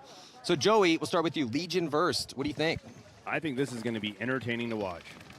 Did a lot of scouting on these guys yesterday, and they do not fit the mold. They don't follow the standard playbook. Break that down for me a little bit. So most teams, that it's pretty, I mean, on this point, everyone's noticed, is usually 2 at home, both cans, and the Landry bunker. That's the basic break. With these guys, it's everywhere. Like, they go places where I had to go walk the field 3 or 4 times. You're like, am I missing something? Yeah. So on the breakout, Verst going to be on the blue side. Legion on the red side, and here comes the body making it out wide. The Tiger King, Kuzman, making it out. And it's a risk. So, Joe, it is a risk to get out wide. Verst is going to make it out wide on the D side, getting into D1. Legion, back corner bunker, snake side, a little cake, and running referee checking out the player at the Landry logistics spot. I believe Sergey also either took a bounce or he's out. Bouncer on him. So it's equal. They both got to bounce out of that spot. Yep. That's fair. Well, as a Floridian, it's like extra humid this morning, so might see a couple extra bouncers out here. Well, we had fall Monday and Tuesday. It's now summertime. So Verst, their first attacker on the snake side from the snake side can. 5-on-4 advantage. Fill the can again from home. It's a good fill. And he makes it clean. And Verst with some penetration up the center early, getting to that wedge, and he's looking that D side. He also filled from the Landry bunker into the box. Yeah, I like that fill. And they matched it on the Russian side. Joey, what do you think about the back center? Do you think you should stay there or get out of there? It honestly depends on what you do on the break. I mean, if you can shoot a guy, sure. If you can't shoot a guy, you better figure a way out getting out real fast. I definitely agree with you. Yeah, it seems like the longer you stay back there, the more opportunity the other team has to get outside. Especially if it's doubled up, right? Yeah. I think the only person that gets away with it is Edwards, Jason, because, I don't know, he's magic. He has a force field, bro. Tiger King makes the first knuckle, or first spot in the snake, not in the knuckle, but the first snake one. Yeah, he goes there, looks inside, which means he's looking to play possibly a little defensively. Nope, he crawls right inside to the snake knuckle there. So Red Legion first into the snake and going forward and attacking. If he can keep his butt down, he's going to go real far. Legion lost their Dorito guy. Tried filling out. Yeah, Karslev taking the early walk, and he's always a big part of their offense, so that's a great kill here for Verst. Yeah, I think that was that center wing that caught him. Verst has got 2 up the center, 1 in the center wing looking to lock down the Dreer side, 1 in the center snake side brick looking to lock down the snake side. If Tiger King plays this right, he should be able to creep up in here, past all these guys, and shoot everyone. That's exactly what I would do, Joey. Yeah, with Keith Brown. Yes, that's my with Keith Brown. Keith Brown had a day yesterday. Yeah, he's pretty good at paintball. He's pretty amazing at paintball. Yeah. And I always love it. Like, you can see his mood when he hits that buzzer and starts doing that glide run back. I'm like, oh, Keith is feeling it. It's going to be real bad for the other team. Yeah. When he gets in the zone, it's not fun. Yeah. The good thing is when he loses, he usually gets into the zone. So he has to take that first lump before he really gets in the zone. Yeah. I used to have a friend that I used to have to slap in the face before we would play just to get the fire going. Jacob Edwards, I have to do that with. Kuzman wrapping around trying to get that shot in on the door here for Verst. Verst still engaging in that gunfight. He's got to be careful there. He pops the top as Kuzman's just blasting the edge of that bunker. I don't know how Malloy lets the guy go from the cannon to that first Aztec for the snake. Like, that's such an easy stop. And letting him get out there, you're now contesting the snake a little bit more. Yeah, Malloy prioritizes survivability over zone control, so sometimes he flinches and misses that gap. Yeah, I can't hate him for it because he's arguably one of the best. Yeah, you can't. Yeah, it's people that do things at the level that he does, you can't really criticize for. Body. So Verst trying to make a move up into D2, gets clipped out. And I like that, 4-on-4, he's the first one to get outside, so I like the fact that he went forward on that D side, but you gotta make those moves, man. Well, Rich, both teams have lost their first attacker on the D side. Malloy now into the snake, so Red Legion with 2 players into the snake. So Malloy's basically saying, sorry, Tiger King, I'm gonna go shoot all these guys. Tiger King, you sit there, do that defensive thing, I'm gonna crawl down and shoot everybody. Malloy's gonna wrap this thing and split some wigs. Yeah. Oh, he missed. Verst drops 2 more players, only 1 player left alive. Now he's been eliminated as well, so Red Legion is going to win this first point with 4 bodies left alive. Yeah, Legion going to go on the board here first after a decently long point. They definitely do still need a win, as they did lose to the Hurricanes yesterday, making this a very interesting bracket. It was Hurricanes, Infamous, Legion, Notorious, and Verst. And it started off with Verst and Notorious as the bottom 2 seeds, but Verst, I wouldn't say they beat the brakes off Notorious, but they beat them pretty badly. Yeah. But then Notorious rolls up and beats the Hurricanes. So instantly making that bracket kind of interesting, especially then the Hurricanes roll up and beat Legion. So yeah, still to be decided as to who's going to be moving on, as we're in the pits right now with Legion. It's always a little anticlimactic when we cut to the pits for Legion, just because they're so stoic and calm and composed. And it's not like you can understand what they're saying. They're just sitting in there writing poetry. They could be down by 5, up by 5. It looks like this. Match could be over, whatever. We're usually pretty much like that unless we're losing, and then I got to go motherfuck everyone and usually turn around. Joy Division NRG. This is actually a good game. Joy Division's record's not great, but they've actually played solid paintball. Entertaining paintball for sure. Yeah. Especially Fabian. Yeah, Fabian's been all over His force field is so strong. Yeah. I also NRG with Bowen and Geiger. I think that's the best package snake side that I've seen. Well, and to speak to what you guys are saying about enjoy entertainment, because when NRG is getting Bowen and Geiger going on the snake, and with the way Fabian's been playing the snake, yeah, it could be really entertaining. 5-on-5 breakout for both teams, guys. Yeah, both teams decided to go with this. This is the stock game plan that we're going to see a lot of for the rest of the tournament. Yep. You just can't stay doubled up in that back center too long, because if your opponents do make it out wide and you don't, well, you're probably going to die in that spot. Geiger releasing up the center of the field, and it's a good move up the center of the field. I just don't like it because I like the way he was playing snake side so well. Let's see if he can capitalize on it. Joy Division now moving to the snake side brick, looking D side, looking to shut down that move. Geiger gets caught. 4-on-3 advantage. 5-on-4 advantage here for Joy Division. That's a big death, especially when your NRG still 2 at home. Like, yeah. Bad. Yeah, they get another body out of that back center to the tower. Ooh, minor penalty going to be assessed on Carl. It's going to pull out one of the big killers for him, Fabian. That's actually the 2 big killers for Joy right now walking off the field, so that's not good. And then here comes a good read as Bowen's going to dive into the snake and hit the deck crawl all the way to the 50 here, Joey. 4-on-3 advantage here for NRG as Devin Stewart gets out of back center field, snakes I can.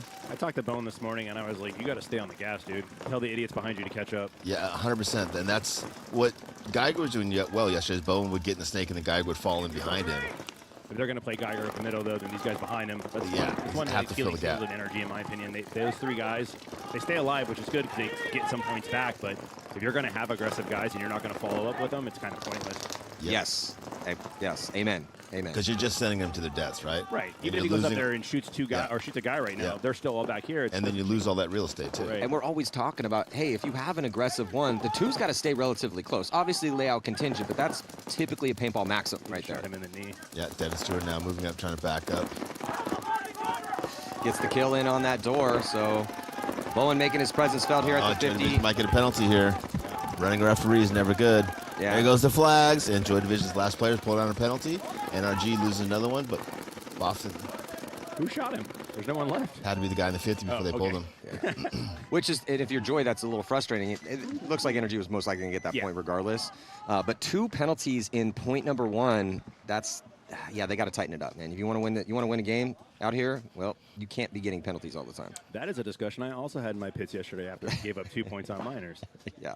I said, we are not good enough to beat anyone with minors or any penalty at all. You have to be better than that. So that's what we're looking to do today, just fine-tune that kind of stuff. You guys look good yesterday, Joey. It was interesting because we were wondering as we're in the pits, there's Geiger and Buffton, but we were wondering with the top 4 teams, everyone's in, you're into the top 8 no matter what. Are you going to show your hands? But honestly, I really liked what we saw because there was a lot of freedom. Guys are just kind of trying things and playing through and just trying to stay sharp. You're not a top 4 team if you're not hyper-competitive. No matter what, we want to win. Yeah. That's very true. But it was fun. It was fun to watch. So I'm looking forward to seeing that battle go down later this afternoon. Ooh, Tiger King. Verse loses 2 on the break, 4 on 3 advantage for the Red Legion. Yeah, Verse losing both of their bodies trying to get out wide. Legion does lose Kuzmin. Oh, they're going to lose Sergey. Taking the walk 3 on 3, Maddie. Honestly, it's good to see that Verse picked up on that corner run from Tiger King and they were able to catch him this time because now the Russians are going to have to respect that. Yeah. Well, Legion repositioning up into the center of the field, and they also are going to get Karslev. He's going to dig and dive all the way. Ooh, went into D3, feeling no pressure. Landry Logistics Tower right back. Right to that spot. Tries to get the shot on Landry Logistics bunker, and now he finally does. Good move to get out of there, though. Fills to the corner now. 2 on 4 advantage for Red Legion. Surprised they didn't have the Red Legion's containment was a little bit better. In a 2 on 4, you don't look to let somebody fill outside. And the point is over now for the Red Legion, winning another point with a ton of time left on the clock. Yeah, so, still going to be probably a little under 10. Nope, no one conceding the point. Scouting-wise, that is exactly what I thought would happen. Everybody everywhere. I honestly thought the last guy on their team that filled out to the corner, I thought he was coming off dead. Because the way he was running, I was like, he doesn't look intent like he's actually, and then he slides in, and I'm like, oh. I think he, like us, was surprised that he was able to get out like, there. Okay, I'm alive. What do I do now? It's 2 on 4. I can't believe they let me fill to the corner. He gets there, and he's like, I guess I'll just crawl to the snake. I didn't plan this far ahead. Yeah, so now we'll see if Joy can tighten it up as 2 penalties, 2 minors in that first one. Not the way it needs to be done, so giving Energy Elite some couple gifts in the pits right now with Verts. Let's listen to some Polish. Oh, English. Yeah. Solid as English. Can't say very eloquent.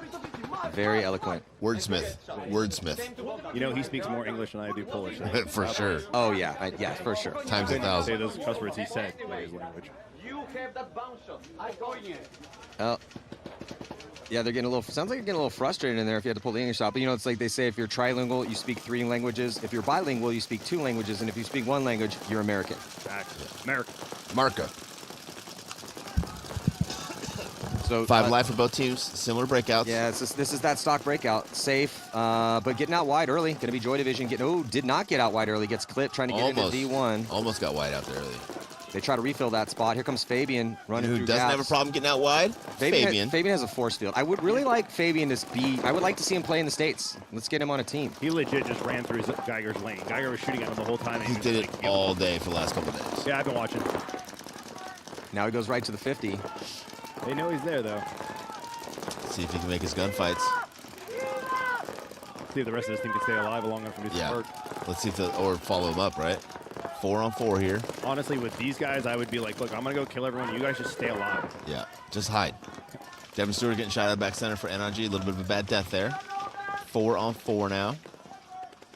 NRG with one in both cans. Dreer Tower and Geiger in the center brick, looking snake side. Just Geiger on the snake. Just Geiger. Yeah, only Geiger snake side. And if Geiger gets eliminated, Fabian's going to run down and shoot the and this point's going to be over for Joy Division, and Joy Division's going to win it. Well, they're pinching out. Joy Division doing a good job as they're threading up the center. So the guns were looking D side, even though Fabian was at the 50, but there was no one looking middle. And here comes Joy Division up the middle, getting a couple kills, and now pushing up on that D side as well too. Another body comes off for Energy Elite, and that's Buffins going to get smoked too. And Joy Division going to tie this one up. That's a good point. For Joy Division, yeah. That's four bodies up. That's pretty solid. Well, Joy, they lost an OT to the Ironmen. They got beat up by the ML Kings, and then they were able to hang in there with Impact. They lost the game, but it was a 1-point spread. So yeah, other than the ML Kings game, they're losing their games, but they've had some decent looks out there and some close losses. And fun to watch. Yeah, they're really fast on their second moves. They're doing the same traditional breakout that most of the teams are doing out here, but they're faster to the punch than most of the teams. Yep. So that's why their games are close, though, right? Like if you're going against a team that knows how to control the lanes and hold the lanes, and you try to push through it, if it's a good team, they're going to shoot you, which is what has happened to them. Occasionally they make it through, and that's when they grab a point back, and they're able to actually make a fight out of it. They just need to find that careful balance that they're not quite hitting yet. But, you know, I mean, honestly, not too soon, not too late. Yeah, it's a lot. I mean, we've gone over there before and been awful, so. Verse trying to get into this match, losing their first 2 points. Yeah, so Verst, third place overall overseas. They a second, a third, and a third. Joy Division won the first event, and then a fourth and a second. So Red Legion taking snake on the break, Maddie. That up and over is one of the few ways you can do that. Yeah, I mean, and they can still shoot. Ooh, Malloy taking the early walk for Red Legion. You don't see that very often. It's going to make some room for Sergey to fill out of that back center. Let's see if we can get that snake hand. Verst trying to fill out wide snake side, and Red Legion continues to struggle with the containment. 4-on-4 as Verst loses their first attacker out of the Landry Logistics bunker. Yeah, so at the 50-yard line here on your screen for Legion wrapping around. He does have to worry about that sideline, though. I don't think he knows that there's a body out wide, because if that Verst body comes, he's going to get that free kill on him. And he yeah. did. So McDarby just had no idea that they had made it out there wide. He was playing like that bunker was not hot. So that's a free kill here for Verst. I'm confident you won't see Darby the rest of this match. I probably agree with that. And again, Red Legion is struggling here because they have no containment, right? They got a kill on the break. There was no one snake side. And the two guys that were on that snake side containment both dropped their zones. The guy filled out to the corner, wrapped and got 2 kills. Now he's going to win this point. Yeah, one body left alive. D3, 4-on-1 situation in favor of Verst, and they easily pinch him out of there. Nothing he could do. Karslev in that spot. So Verst answering here. So 8 minutes and 3 seconds left to go. Have a one-point game. Joey, can you explain why the containment failed there for the Red Legion? Well, losing Malloy is a huge reason why, right? The guy who's, I guarantee his job was to come out, stay wide, contain the snake as much as possible. As soon as Malloy died, they did a great fill getting out to the corner. Well, and if Malloy dies and he's the guy in containment, what does the Red Legion have to do? Either they have to cross the other 2 guys, or they both have to play heads up. The problem they had is they were both playing the D side for some strange reason, which I don't get. I mean, maybe they had some weird communications that was off or what, but yeah, I don't know. This field's not that complicated. It's just a matter of just everyone has to do their job. Yeah, very job-oriented field. Yeah. And if somebody dies, you obviously have to change your job, but or take that job over, right? Right. Like Sergey could have, instead of filling forward and dropping zone, he could have come out to Malloy's can and picked up that zone. 100%. So now locked at 1, Joy Division and Energy Elite. This is a big point. Yeah, this is a good match. This is a big point. Let's see if Bowen can get into that snake, and if they use Geiger to back him up, or if they send Geiger up the center. Looks like they're going Geiger, Bowen's snake side package. So that's a subtle jump that Bowen did instead of doubling the home and then kicking out. Yeah. By him doing that, I know it doesn't seem like much, but him leaving the Landry bunker, good That job, was his Phil's opportunity. opinion, but Yep. that gets him in. Yep. He's in because of that. Yep. Yeah, and if you don't take that snake insert bunker, sometimes you never get there. But Geiger dying behind Bowen. Bowen almost getting clipped. He didn't know that center 50 was hot. Referee's going to come give him a check. Yeah, 4-on-4 here. Bowen is aware. Oh, great fill to the corner for Joy Division. No one on the containment. Yeah, Carl Samuelson, they let him basically walk out into that back corner bunker. Yeah, I don't even think he saw him. I don't know who that is in the Landry bunker, but you have one job when you're there, stop the guys from going wide, and he's looking this way, and he just lets the guy fill and doesn't see him. Yeah. And they're going to let Fabian fill out as well, too. Yeah, I don't know what he's doing. And then Fabian just goes right into the outside snake one. Here comes a big move up the center. He kind of gets cut in half. He gets that first kill, though, but on that chaos, here comes Fabian on the attack. Bowen dies in front of Fabian, so Fabian has the snake side. No one's looking at Fabian Bergen right now, and he's going to just chalk up one. He's going to get two, maybe trade out with that back center, but the damage is done as Carl Samuelson filtering out behind Fabian. Nice move, Fabian. So I like to call it the domino effect, right? The first domino that falls is the mistake. The first domino that fell there was the guy playing the Landry bunker, letting the guy fill to the corner. Lack of containment, right? How do you not see him? No, I just like that statement, the domino effect. The first domino fall is the mistake. Right. But that's a good point. Right. If the first domino never falls, all the other bullshit after it doesn't matter. Yeah. Well, and seemingly it seems like, hey, it's no big deal. I made a small mistake. I let the guy get to the corner. No big deal. We'll just reset. But a lot of times it is a big deal and you can't reset. Well, and also on a layout like this where it's a very job-oriented field, you really need to know your zones. The teams that are winning are doing a better job at containment because not every team is doing a perfect job at containment. It's just, are you doing it better than your opponents? And there's also that chance, right? You can run through a lane, but that's not what that was. Like, he literally didn't see the guy go to the corner. He didn't react, right? He didn't do anything. Yeah, like when I saw the guy go to the corner, I'm like, did he not even see that guy go to the corner that he's supposed to be stopping going to the corner? And the other side of that is, like we talked about right before that point, this field is about doing your job. That dude's job is to stop anyone from going out, and he let two guys go out on him. Yeah. Yeah, so 1 point lead here for Legion, but Verse did answer. That's one of the things I see consistently, even on the top teams, people struggling with out here is containment and not understanding. After you get that first kill, there's somebody else coming. That second kill's a freebie. Yeah, the player for Legion, McDarby again, he definitely got shot in his leg as he dove in.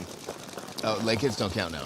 Yeah, I mean, who knows? Maybe it didn't leave enough, but definitely saw some sort of paintball explode off of his leg as he was diving. 4-on-4 as Again, Landry not protecting, letting I don't understand. Yeah, especially you can tell when they go down and sit down in that bunker that they don't know how to play the bunker. They don't know what they're supposed to do. Darby now going from snake 2 up. He's going to wrap and blow up the guy in the snake wing. Had no idea he was in the snake. Well, Rich, after McDarby making a pretty big mistake in that last point, probably wants a little bit of redemption here so he can continue to get playing time. Please give me the opportunity to get back in this game. Well, he's getting some kills right now. He should be able to shoot that can, and first of all, he needs to shoot that wedge. Okay, he gets that kill inside, so that's at least a 2-pack here for McDarby. See if he can win a gunfight. Sergey about to drop the hammer as all the guns are looking at McDarby, and then the big push up the center by Big Sergey forces the concession.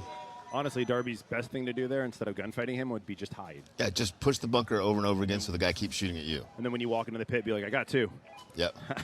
Spin me. Yeah, that's great, right? Because as a coach, if he gets shot right there, I'm like, why? Why finish like that? Why do the dumbness at the end? Like, what are you, and one mix taking it? Like, come on, bro. You're barely getting spins. Like, make the best out of your Have spin. to, yeah. Yeah, because you already, if you get out there, kill 2, stay alive, let Sergey finish, that was a perfect point for you at that point in time. No, 0 mistakes. Especially when you have the lead like that, too. At that point, make them submit. Well, and who knows? Maybe Sergey goes through. Maybe he had a hit on him. Yeah. You know, maybe there's a penalty, and then they have to pull you out, and that leaves the other body behind him. Or they pull that body out, and now you get to finish. But, yeah, it's so I got some coaches up here, Joey Blute and Rich, and they're going to be very much on all these little mistakes. But that's what it takes to win at the pro level, man. Well, you know, NRG's got to be scratching their heads a little bit because they're down by a point against Joy Division. I guarantee you that they thought going in that they were going to win this match easily. They dropped their first attacker and Bowen on the snake side. Gotta be honest, if they scouted them at all yesterday and they thought this was going to be easy, they're crazy. Like, they played strong, no matter what the score showed or how they finished. They were a hard team to beat. Yeah, they were in the points. Well, and also a tough team to scout, right? Yeah. And honestly, the points that weren't close, it's because they were down and they had to come back. Well, also, in the beginning they struggled because they were, sending guys outside and losing 2 guys on the break and still, making it a close match. Once they tighten that up, they start playing better. Well, 4-on-2 advantage here for NRG. Yeah, well, speaking of tightening it up, Rich, Joy needs to tighten it up a little bit if they want to beat Energy Elite because they did squander a couple bodies right now. So it's looking good for Energy. Got a high body situation they need to close out with 8:50 to go, trying to tie this match up. Yeah, they shot one, lost one, and then just kind of devolved from there. Geiger releasing through the center, trying to figure out where these last 2 bodies for Joy are. It's a back center and Snakeside can for Joy. He knows where they're at. He's just trying to find the best way to execute them. Catches the Phil come across. 4-on-1 advantage as Geiger is still with great acceleration. For a big dude, man, he's got some good burst speed. Yeah, I feel like he's not, you know, his last name's not Edwards, but he's maybe possibly related somewhere in the genealogy of the Edwards family. No, he lifts way more. He's way more jacked. Yeah, he takes his shirt off. It's hard, not soft. You can watch his reels. That guy's obviously jacked. You had to do like a head check when you guys were playing. I think Jake might be bigger than Jason now. So Jason, since taking over Central Florida, creating Legacy Sports Park, he's out there slinging, actually holes, working, digging holes. Yeah, I mean he's doing man working. stuff. Well, it's working for him because it looks like he's shed some LBs for World Cup. Looking There's at Phil. So yeah, that's Geiger in the center. He's gonna hit the afterburners, close the gap, and on the run through. Ooh, nice grouping. That's what you got to do, man. Got to make him wear it a little bit. Yeah, make him wear it. Make an extra cleanup. As long as you don't get a flag for it, I'm okay with it. Yep, nobody's friends on the field. We could all be friends off the field. Yep. I can, you know, off the field, I feel horrible about it, but on the field, it's my job. Wear it, dork. Yeah, I got to be me. Versed on your screen. See if they can do something here against Legion, down by 2. Need to make something happen. It's not do or die time quite yet, though, as there's still 7:28 on the clock. Darby gets out to the snake corner for Red Legion. Yeah, and Verse going to get tore up trying to get out to that back corner bunker on the D side. So 4-on-5 advantage here for Red Legion. 4 across the back. Sergey in the center brick looking snake side. Darby just got shot. Yeah. Went inside, and I think outside's the better line there. Because the Landry guy was high, did his job, and shot the guy. Yeah, but of course, as soon as he does that, he switches and looks Dorito side instead of containing the snake side. Yeah, my job is to contain the snake side. I just killed a guy on the snake side. I'll look Dorito side now. Allow Red Legion to get back out on the snake side. There's literally nobody on Versus looking snake side at all right now. Well, the can was looking, but only with his eyes, not with his gun. Now he's looking at the pit. Yeah, the D can was like looking back, but not. Yeah. But that doesn't do anything. No one's stopping anyone like Malloy or Sergey from going down the snake side and shooting all 3 Verse players in the back. All 3 Verse players are continually shooting D side. There we go. Yeah. Somebody switched. Finally, the can on the D side is switched. Yeah, I think he got bored over there. He's like, I got nothing to shoot at over here. I'll look snake side. What the heck? Now he pulls his gun down and looks the other way again. Verse needs to work a little bit on their discipline. When you're down at this point, Verse either needs to get on their ponies and go. As a coach, I'm like, either go or I'm going to end this point. Yeah, because we talk about this all the time. If you're the coach, if you're sitting in the pits, you're looking for movement, some sort of body language that tells them you're going to do something other than hide in your spot, or you're going to concede. 6:10 left. I'm giving them until 6 minutes, and I'm ending the point. Yep. I usually give them 30 to 45 seconds. If they don't get up on their toes, then... Yeah, we're at least 20 seconds into this, at least. Yeah. Well, and Malloy could easily go win this point. He's just playing it cautiously because they're up by 2 points, and he's not a guy who likes to make any mistakes. Well, that and at this point, the Russians just need to win. It's not about margin for them. Yeah, so Malloy coasts into the 50. Here comes Verse trying something on the D side. They do get a shot on Karslev, so that's a tough death for Karslev. Yeah, 3-on-3 now. With a 2-point lead, up bodies, up points, burn clock, man. You know, really shouldn't be engaging in any sort of reckless gunfight. Well, especially when you have 4 players on your team and 3 of them are snake side and you're the only guy on the D side. I think we call that the island. And when you're on the island, your job is to stay alive and drink pina coladas. And your boy is at the 50-yard line on the snake with no one in front of him. So... Sergey gets caught with a sloppy fill. Well, at this point, it's a good thing Verse didn't blow that horn because the Russians are making some mistakes. Yeah, I believe Verse is in that 50 Dorito over there, that 50 Dorito side. Yeah, and they just get Kirill as well. Malloy is going to be angry after this one. He's like, how did you guys all die? We had the bodies. To be fair, Malloy, if he's angry, should look in the mirror because at any point he could have gone down the field when 3 guys are looking D side. No one's looking at him, and he's just over there watching I get nothing. It, but you're up 2. You're up 2, burn some clock.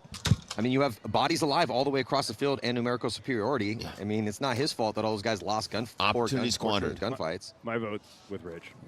With you on it, but finally somebody. Thank you so much for coming up, Joey, because this man has just been beating me down for the last 20 years. I don't even fight for myself anymore. You deserve it. I just agree with Matt, just honestly, instinctively. I would get on Matty's side some of you, go coach him WCPL or something. And join I would too. I would too if we could see him at so WCPL. So anyone needs coaching at WCPL, reach out to Matty Marshall. I'd be more than happy to see if he can help you out, see if he can make the schedule work. Yeah, we'll see if we can make it work. That'd be nice because we get to hang out a little bit more. I have been generaling at the Joust. It's a deal different because it's just one-on-one, but I am undefeated. I whooped up Todd's team by 22 points and then took down Rich's squad. So, you know. You lost to him? Were you glorious or were you magnificent? Don't start. I was neither. I only coached 1 player. Okay. Yeah. That's the better of the coaching. NRG, 5 alive, but Bowen getting the check in the snake side can. Looks like he's okay. 5-on-5 for both teams. Oh, Joy losing 1, Joy losing 2. 5-on-3 advantage for NRG. might need what NRG needs to get back into this match. Still down by 1 point. They've got 5 bodies left alive, 4 across the back. Geiger in the center brick. Look at Snake side. It's actually tied. 2-2. Oh, sorry. It looked like it was 3-2. I apologize. 2-2, I am 7:40 really old. left. Lots of time. These guys need to get out of this home on the NRG side. You can't have 2 guys back there that long. And the time to get out of there is the first second that you can get out of there. If that guy gets out of that can for you, take advantage of it. Yeah, how about you shoot 2 guys on the break? Yeah. Maybe then you shoot there. Maybe that's a good idea. Yeah. I'll have to ask Maddie. What do you think? Sounds like a great idea, Joey. I've never won a joust, so I just wanted to follow through on it. And what you see a lot out here is guys not want to make mistakes, obviously. But again, you got 3 guys kind of looking D side, and they vacillate between D side and Snake side, all 3 switching together. So there's no one consistently locking down either tape. And when you're tie game and you've got 5 bodies, it's okay to apply a little pressure. Yeah, if this were me and I was coaching this, I would let this run a little bit. They have a lot of time left. It's a tie game. It's not like you're losing. Yeah, I look at it both in this point, but also as in development, right? Like, as a team, we need to learn how to develop outside the pocket, right? And I want to do it before we start losing guys like Geiger when we're 5-on-3, not when we're 4-on-3 or 3-on-3. Poor that was the Dorito that shot him. Right, and that's what we're talking about, like team development, right? Like long-term and short-term goals. Like your team is in a much better, different position than most of the teams out here. Yeah. You guys are always so good that you don't have to learn these lessons, but the rest of us, we have to learn lessons like this. Like, hey, when we're 5-on-3, let's not wait until we're 3-on-3 to go win that point, right? The crazy part of that box, all Geiger had to do is roll off. You don't have to engage that guy. You don't. It's not gunfight to death, right? Joy Division, a couple moves, getting up that field on the D side here on your screen. Is Knut is going to make his move into that 50. And Paz is actually out in the blind zone at that area to look inside. Yeah, he's got the can on the Snake side cross-shooting him, trying to shoot that last gap, trying to keep him from going forward. I will say NRG's back line is a hard one to break. Yep. They don't tend to make a lot of mistakes. They do get a penalties here and there, which kind of hurts them at this point of the game sometimes. I think they play a little bit loose in practice. But I would like to see NRG get out of that back line. Unfortunately, he goes to that Landry Logistics bunker, and that's a very vulnerable bunker to that 50 Dorito side. Oh, but Joy losing bad death. Yeah, losing a body out of that. It's Carl Samuelson taking the walk from that can. That's a tough death for him because they had that body at the 50 on the D side trying to make something happen. Good comms from both teams, trying to figure out where the bodies are. It's 2-on-4 advantage for NRG. NRG not looking to drop the hammer and go get somebody. They want to shoot their guys out of the spots, obviously. Well, let's use your NRG. Devin Stewart. Penalties. Devin Stewart goes and jumps over the top of that and dunks on the player for Joy Division. It's Newt's going to take the walk. Oh, he stays alive, Matt. Oh, Devin Stewart, a little free kill. A little back massage for that last body left alive and a couple extra bonus balls. Good move from Devin Stewart. Yeah, Devin Stewart coming over from Houston Heat to Energy Elite, try to bolster that line. They have been playing a bit of roster roulette the past couple seasons, but that's every up-and-coming team. Trying to find that line that's going to try to make a run, make some Sundays on a regular basis. Well, and they're one of those teams that they're constantly looking to get better and better and better. If they got to bring new people and they got to bring new coaches, and they're going to do whatever they got to do. Yeah, they got Guppy, he's a Canadian. They bring in Devin Stewart, and again, losing Geiger, getting Geiger back. It's tough though, you know. If you guys coach, you know how hard it is. If you get, I mean, you've had this is kind of one of the blessings of damage though, Joey, and good job on you also as the general manager to keep your talent around and get new guys new blood when you need it, like picking up Rainey. But it is a blessing to have the vets you got. They've been playing at such a high level for 15 years. Yeah. I mean, it's by design, but yeah. 100%. Yeah, for sure. And Matt brings up a really good point. Do you get paid as a coach and a manager both separately? I hope you do. Because that'd be ridiculous if you're only getting paid as a coach or only getting paid as a CJ, Joey needs a raise. Let's go, CJ. I'm confident the rest of the coaches would love to make what I make. You are not wrong, sir. Red Legion with 5 lives. Sergey moving up. Sergey now moving. He definitely took one. Yeah, referee's in there giving him a check. Guzman's taking a walk out of the corner for 4-on-5 advantage here for first as Sergey's taking a check and now taking the walk. He doesn't like it, but you still got to leave. Rich versus at the 50-yard line here. Snake side. Nice. Versus going to win this point. It's 5-on-3. I wouldn't quite go that far. Yeah, I'm positive. Sergey's really not happy being pulled out. Honestly, he should have gotten a penalty. Yeah, I'm kind of surprised they didn't give him a penalty either. Malloy takes an uncharacteristic to death. Like I say again, first with a really good opportunity to win this point. Well, hey, Mark Barolo is getting some work done here on the Snake side. He had some pretty solid points from early on in this tournament. Yeah, he struggled dying early, but when he didn't die early, he clocked in and did some work. He's also one that they were calling motherfucking bitch in the pits, remember? Okay. Which is who he was talking to. Yeah. Well, but like in a positive sense, right? Yeah. Like, I love you, you motherfucking bitch. You're so amazing, you motherfucking bitch. Yeah, so Verse going to pull within 1 here.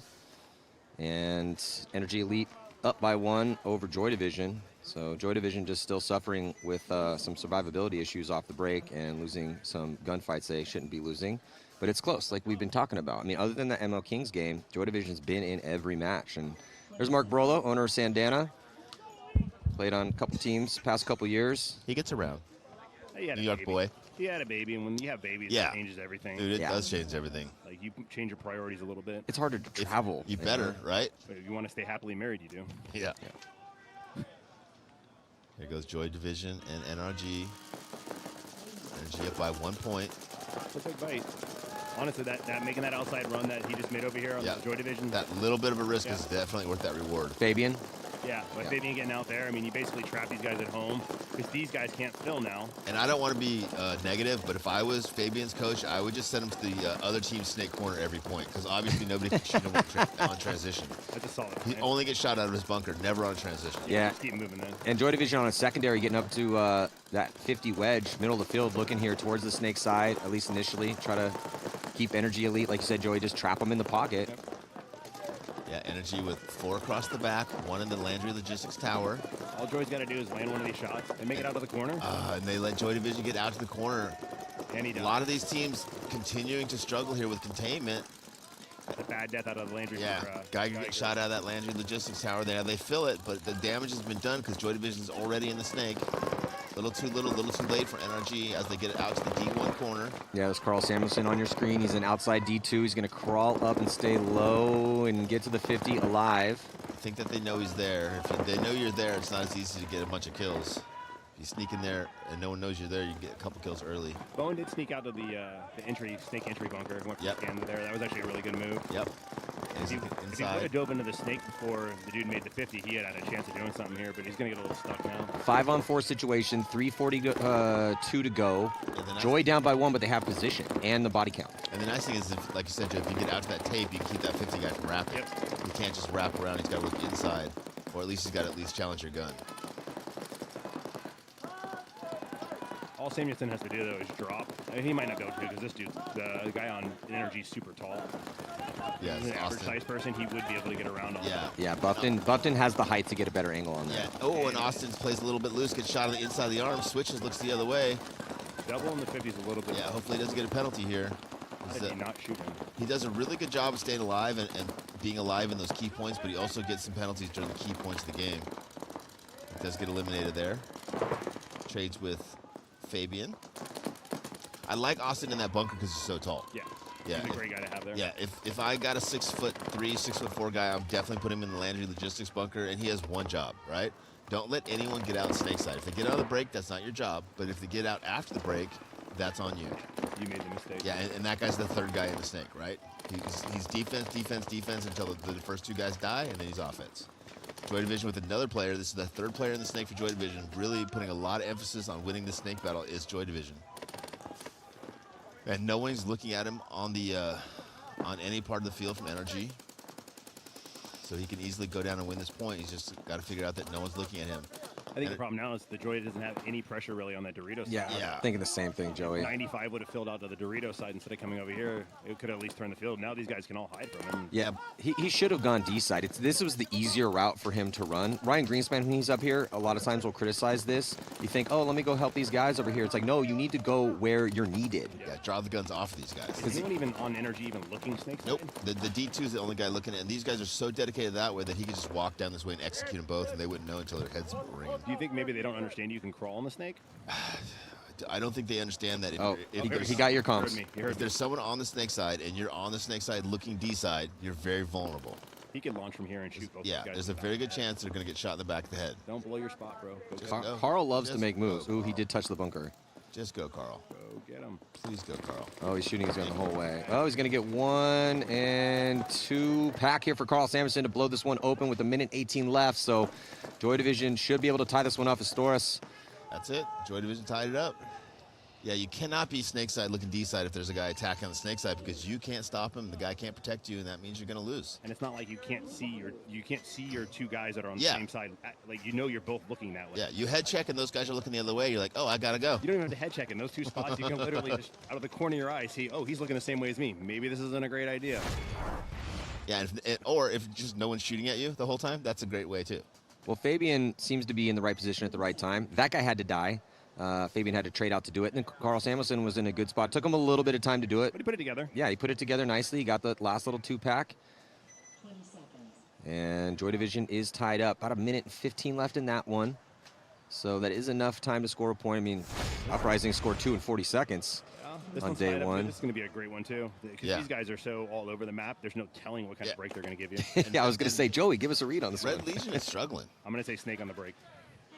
Inside out, snake on the break. Darby. And McDarby, snake on the break. Good call, Joey. It's like you've done this before. You know, two down on the break. Yeah, Matt Darby's got some red on his pants, and I think that's what you saw him diving in with the other. Oh, okay. No, I thought I saw I didn't see the hit. I saw a spray come off of him. Yeah, Darby down 5-on-3 advantage here for Red Legion as Darby pushes into the 50 snake for Red Legion. Well, this is ideal for Legion, right? They got 3:30 left to go. McDarby risk off the snake off the break makes it, and they shoot 2 bodies on the break, and they know win a gunfight. So then a 5-on-2 in this tie ball game, and that's going to force a quick concession, from Verst. It's a good submit. Yeah, I agree. That was a perfect break for Legion. I will tell you, if Darby lines up, he's going one of 2 spots, corner or snake. So if he's going to go one of 2 spots, depending where he lines up, if he's in the inside, he's going. I was going to say he's nice enough to do it for you too, where he lines up and points it directly where he's going. Yeah, no hiding up, and I was like, there's no doubt he's going to the snake. L route to the snake. Yeah, that is a little bit of a bummer for McDarby because he doesn't get a lot of spins, and when he goes in, if Joey knows where he's going every single time. That's such basic stuff you can work on your own. Like, you just wait until like 2 seconds. You don't. I mean, he pre-showed that. What did I say? That at 5 seconds before he went. Yeah. And I was gonna say, even though we know, and assuming they knew and made the call, they still didn't shoot him. Yeah. They still got, even if they know, they still got to shoot you. It's Saturday. Sometimes leg hits don't really get seen as well. Oh, so you're going on leg hits now. Great. I don't know. I've seen the ones that Maddie's pointed out. I've seen the exact same thing. I didn't feel like I needed to dial in on that, but I'm like, yeah, no, he definitely got hit in the leg on that dive. He definitely got hit in the leg on that dive. But I get it. I mean, it's hard for the refs to see. We're sitting 20 feet in the sky. I'm not necessarily saying, hey, refs, you're doing a bad job. No, absolutely not. It's just you can't see everything. Right. It's paintball, man. And, like, if you don't know that's part of the game, like, everyone you shoot isn't necessarily going to go out. Like, that's just kind of part of it. I feel like the pink paint is helping them with that a little bit, though, because some guys that usually don't get penalties because they're pretty sneaky with getting away, like diving into the snake and crawling it off on your leg. Guys that are pretty good at that are getting caught. Well, and then also sometimes you may dive and we may see the spray, especially with the pink, but it may be off the little flap and it doesn't leave almost anything. It just leaves almost like worse. Yeah. Now you actually are seeing all of that stuff that they're like, I shot him for sure. Yeah. And you're like, I didn't see it. Yeah. Now you're like, oh no, you definitely did. They definitely did not see it or didn't leave any paint. Yeah. Yeah. I mean, if a ref sees it hit and it sprays off, then they'll pull you out. Yeah. But if they don't see it directly, they can't make that call because they go in and look, there's no paint. Well, guess what? That guy's still in. Big point here. Yeah, this is huge. Do you think we're going to see overtime, or going to come down to the break? Well, Joy Division does lose a body. And NRG risked the guy out to the Dorito corner on the break, which is a risk for them. And then they don't take advantage of it by almost immediately filling that can, which is suspect. Joy losing another one. Fabian taking snake on the break, of course, not getting shot. I don't know how Geiger is not shooting that good.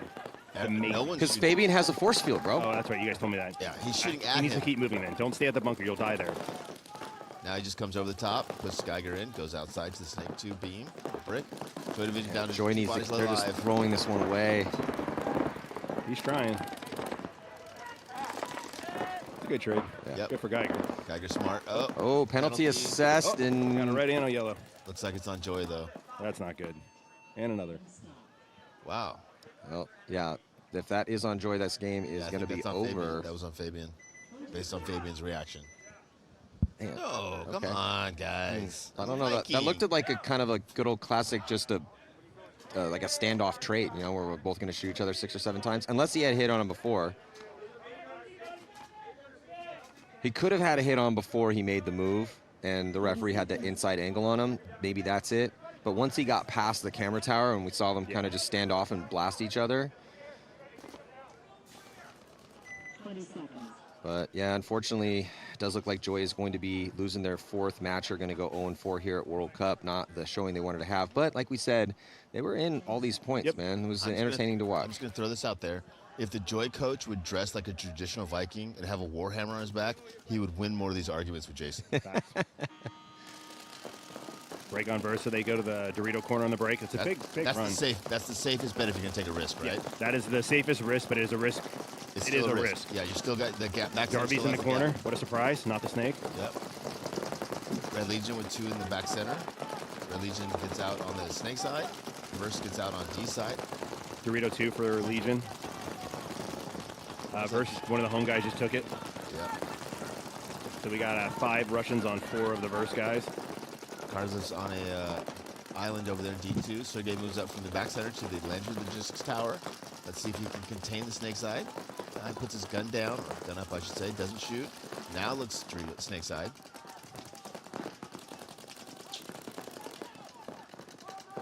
.234 left in this one. Legion with the advantage on the points and on the bodies again. This is where Legion gets a little squirrely sometimes, where they're in a good spot. They could shut this game down and just win this match, but they don't really have an off switch. No, yeah. Which makes them fun to watch, but also they do squander opportunities sometimes. Yeah. When they're already out in the snake corner, so if Malloy wanted to, he could certainly feel underneath Darby's gun and get out on this side. But it looks like he's content to just sit on his knees and keep the guy that's not trying to attack the snake. Looking over on our screen, looking over the shoulder here, Karzlev on the D side. And he's, just shooting an inside lane, staying alive. Probably knows the count. If he does one more bunker, though, he can put a lot more pressure on that Landry Logistics bunker. Taking a walk from back center. Another versus player. Verse needs a bullet horn on this. Yeah. 1 minute, 40 seconds left. About to be down by 2 against the Red Legion. Red Legion with all 5 players left alive still. And they're not going to move. No. Like they're good now. Yeah, first down to 3. They've got all the spots they want. The 2 center towers, snake can, snake corner, and D2. They can lock up and just control the field completely. Sergey makes me look like a liar. Yeah. A lot Sergey. But he didn't have to make that move, right? No. He chose to make that move. Yeah. So Joey, how is the vibe on the team coming into your game today? It's good, man. I mean, we had having that bye round.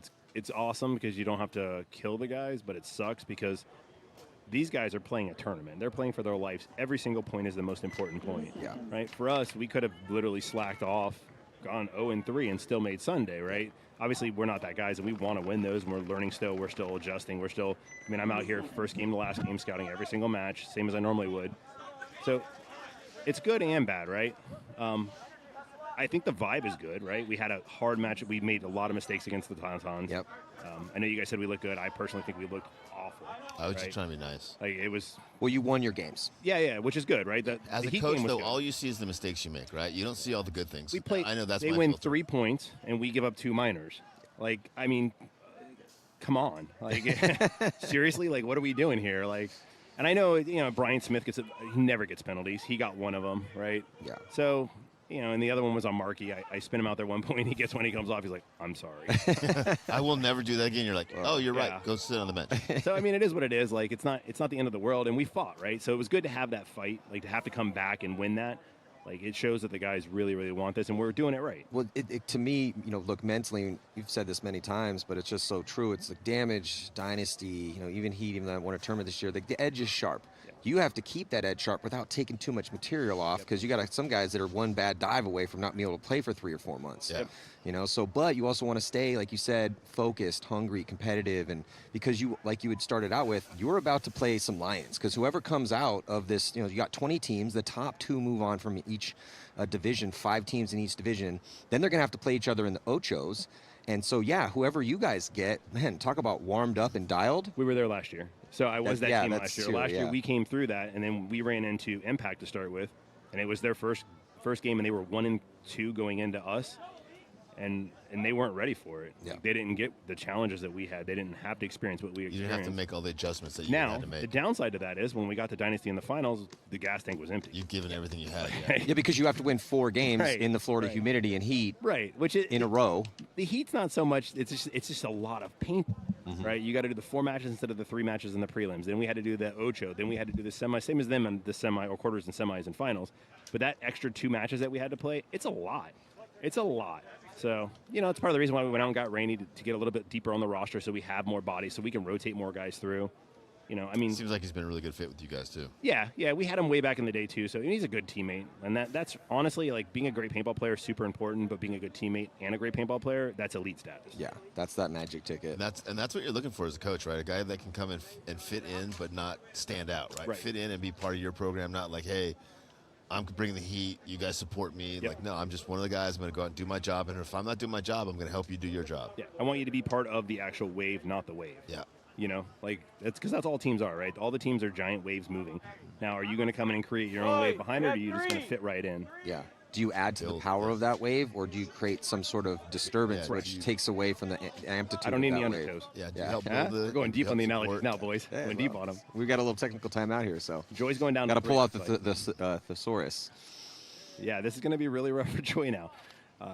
22 seconds with 3 guys, and they're down by a point. Yikes. Well, they had to do a review, so Jason on majors goes and looks to make sure the penalty was legit. Does look like we're going to be having 3 bodies out there for Joy. And yeah, it's again just a frustrating turn of events as far as their record is concerned. But man, Joy left it out there. They had a bunch of scrappy points, and Looks like they were very fun to watch. Playing with 4 players, so it'll be a 5-on-4 advantage on the break for NRG. I'm curious how that happened. Wait a second. Now they're sending. Okay, wait. It looked like all 5 were going to go out for Joy, and then they had to yell at one of them. I like their gumption, Maddie. YOLO. Sorry, we don't speak English. Oh, the Scandinavians all speak English. If they're saying they don't, they're lying to you. They're smart.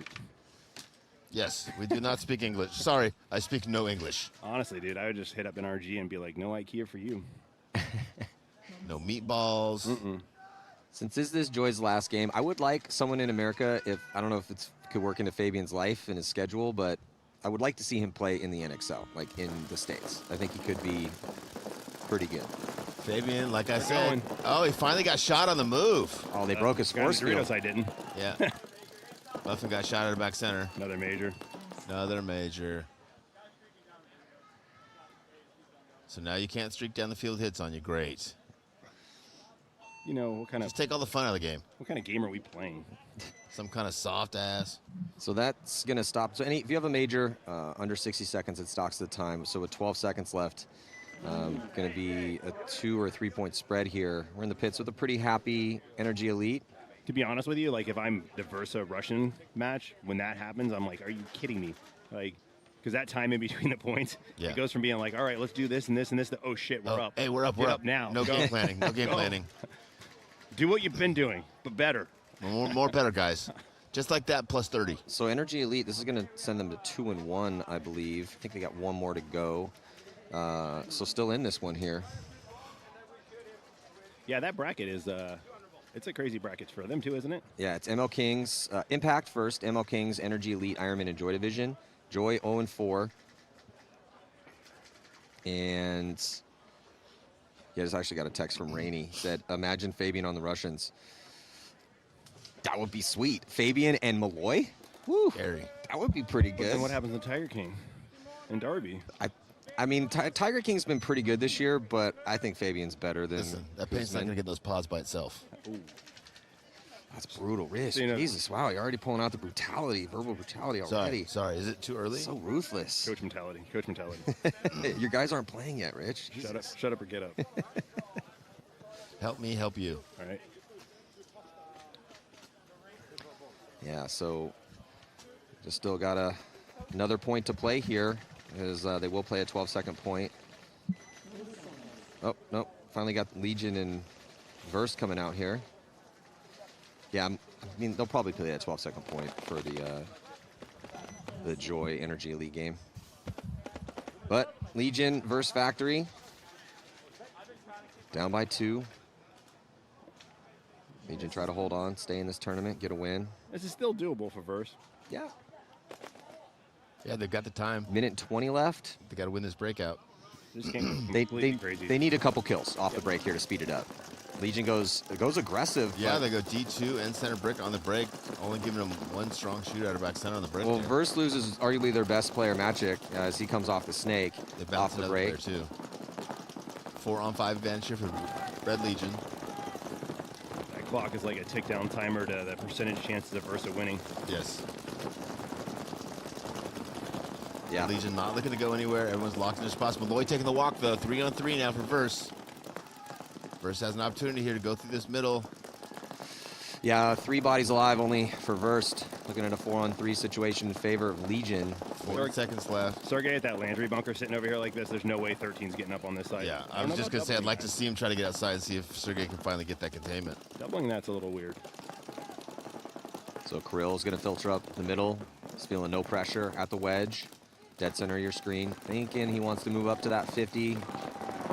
But going to chill at the wedge for a bit. Ooh, they lose Sergey. Sergey's been struggling. It's a rout, though, even at this point. Even if they lose this point, it's not going to affect the outcome. Yeah, they've already burned off enough time. They're going to get this win. Just can Verst pull off a miracle here and actually get a point on the board? Not in the 4 seconds. Probably not. Take some random majors. So that's going to do it here. Legion going to be putting another win up on the board to stay in this tournament. What is Verst for the event? Are they 2-1 or 1-2 now? They are 1-2. Gotcha. Yeah, because they beat Notorious with a +4. But they got beat up. They got beat up by Infamous. I think that was a mercy rule loss. So sitting at a -2. Yeah, this is gonna. And Russians beat Infamous, right? Yes. Yeah. So on that bracket, if Russians win through, they're going to be the higher seed from that bracket moving through, and whoever the other team is will be based off the rest. Yeah. Yeah, Hurricanes, Infamous, Legion, Notorious, and Verst. Hurricanes playing Infamous coming up next. And they're 2-2, right? Or 1-2 and 1-2. Yes. Yeah. Yeah. Yeah. Hurricanes bracket, dropped dude. to Verst yesterday. Crazy bracket. And then Hurricanes beat Legion. That was when first set of the tournament when Verst beat Notorious by a lot. I was like, okay, that may be the bracket of death if Verst is looking that good. Yeah. So this one, we're just playing this one for pride here because no one's going to score a point. And that is going to do it. So NRG Elite staying in this tournament as well. Joy Division, again, unfortunately. They had some decent looks out there, but that will be their last game here at the World Cup. So do not go anywhere. Coming up next, the Hurricanes and Infamous playing for their lives here at the World Cup, and Edmonton Impact taking the field to play the ML Kings here. 2023 NXL World Cup. I'm Matty Marshall. Joey Bloop, best of luck this afternoon. When is your game coming up? 2 o'clock. 2 o'clock. And we'll also see New York Extreme playing as well later. So best of luck, Rich, with those boys as well. So we'll be right back. Stick with us. Good job, Bobby. How far did you get? Bobby shot that all the way up to there. Bingo pass. Bobby, hey, just going high. Just looking to see who. Yeah. Hey, look, we need to learn from that fucking match, right? The NXL World Cup, the biggest and most important event in the paintball world, and by far the hardest to win. 24 pro teams will take over the main stage and battle over 4 difficult days, but only one squad will earn the right to call themselves world champs. A win here, and your team becomes a legend forever. Through 4 events in 2022, only 2 teams have won a tournament. Leading the pack is San Diego Dynasty, who took the first 2. After 20 years of precedent-setting greatness, they are still the best and most consistent team in the game. A win this weekend will make it 4 world championships in a row for the Dragon. But Tampa Bay Damage's tactical brilliance and Jacob Edwards' one-on-one ability has put them right on Dynasty's heels. Without a doubt, this veteran squad has the momentum after winning the last 2 in Philly and Chicago. These are the odds-on favorites, but the field contains other squads who could see the view from the top of the podium. Former world champs Houston Heat and San Antonio X Factor's all-star rosters are dialed, and both teams have been to the finals this season. Impact, Infamous, AC Diesel, and Red Legion, all experienced crews who have redemption on their minds as this season has been filled with mostly frustration. New York Extreme and the New Orleans Hurricanes are both talented, up-and-coming dark horse squads whose skill and tenacity have tiered up in 2022, and they both could go deep on Sunday. The Toulouse Tauntauns are looking to prove themselves stateside after winning the European Series, and they will be joined by rivals Stockholm Joy Division, Poland's Verst Factory, and the Lucky 15s from Great Britain. The stage is set for the most treacherous test of the year. New heroes could arise and favorites could fall, as the best paintball teams in the world throw down in Orlando, Florida to see who will reign as the NXL World Cup champion.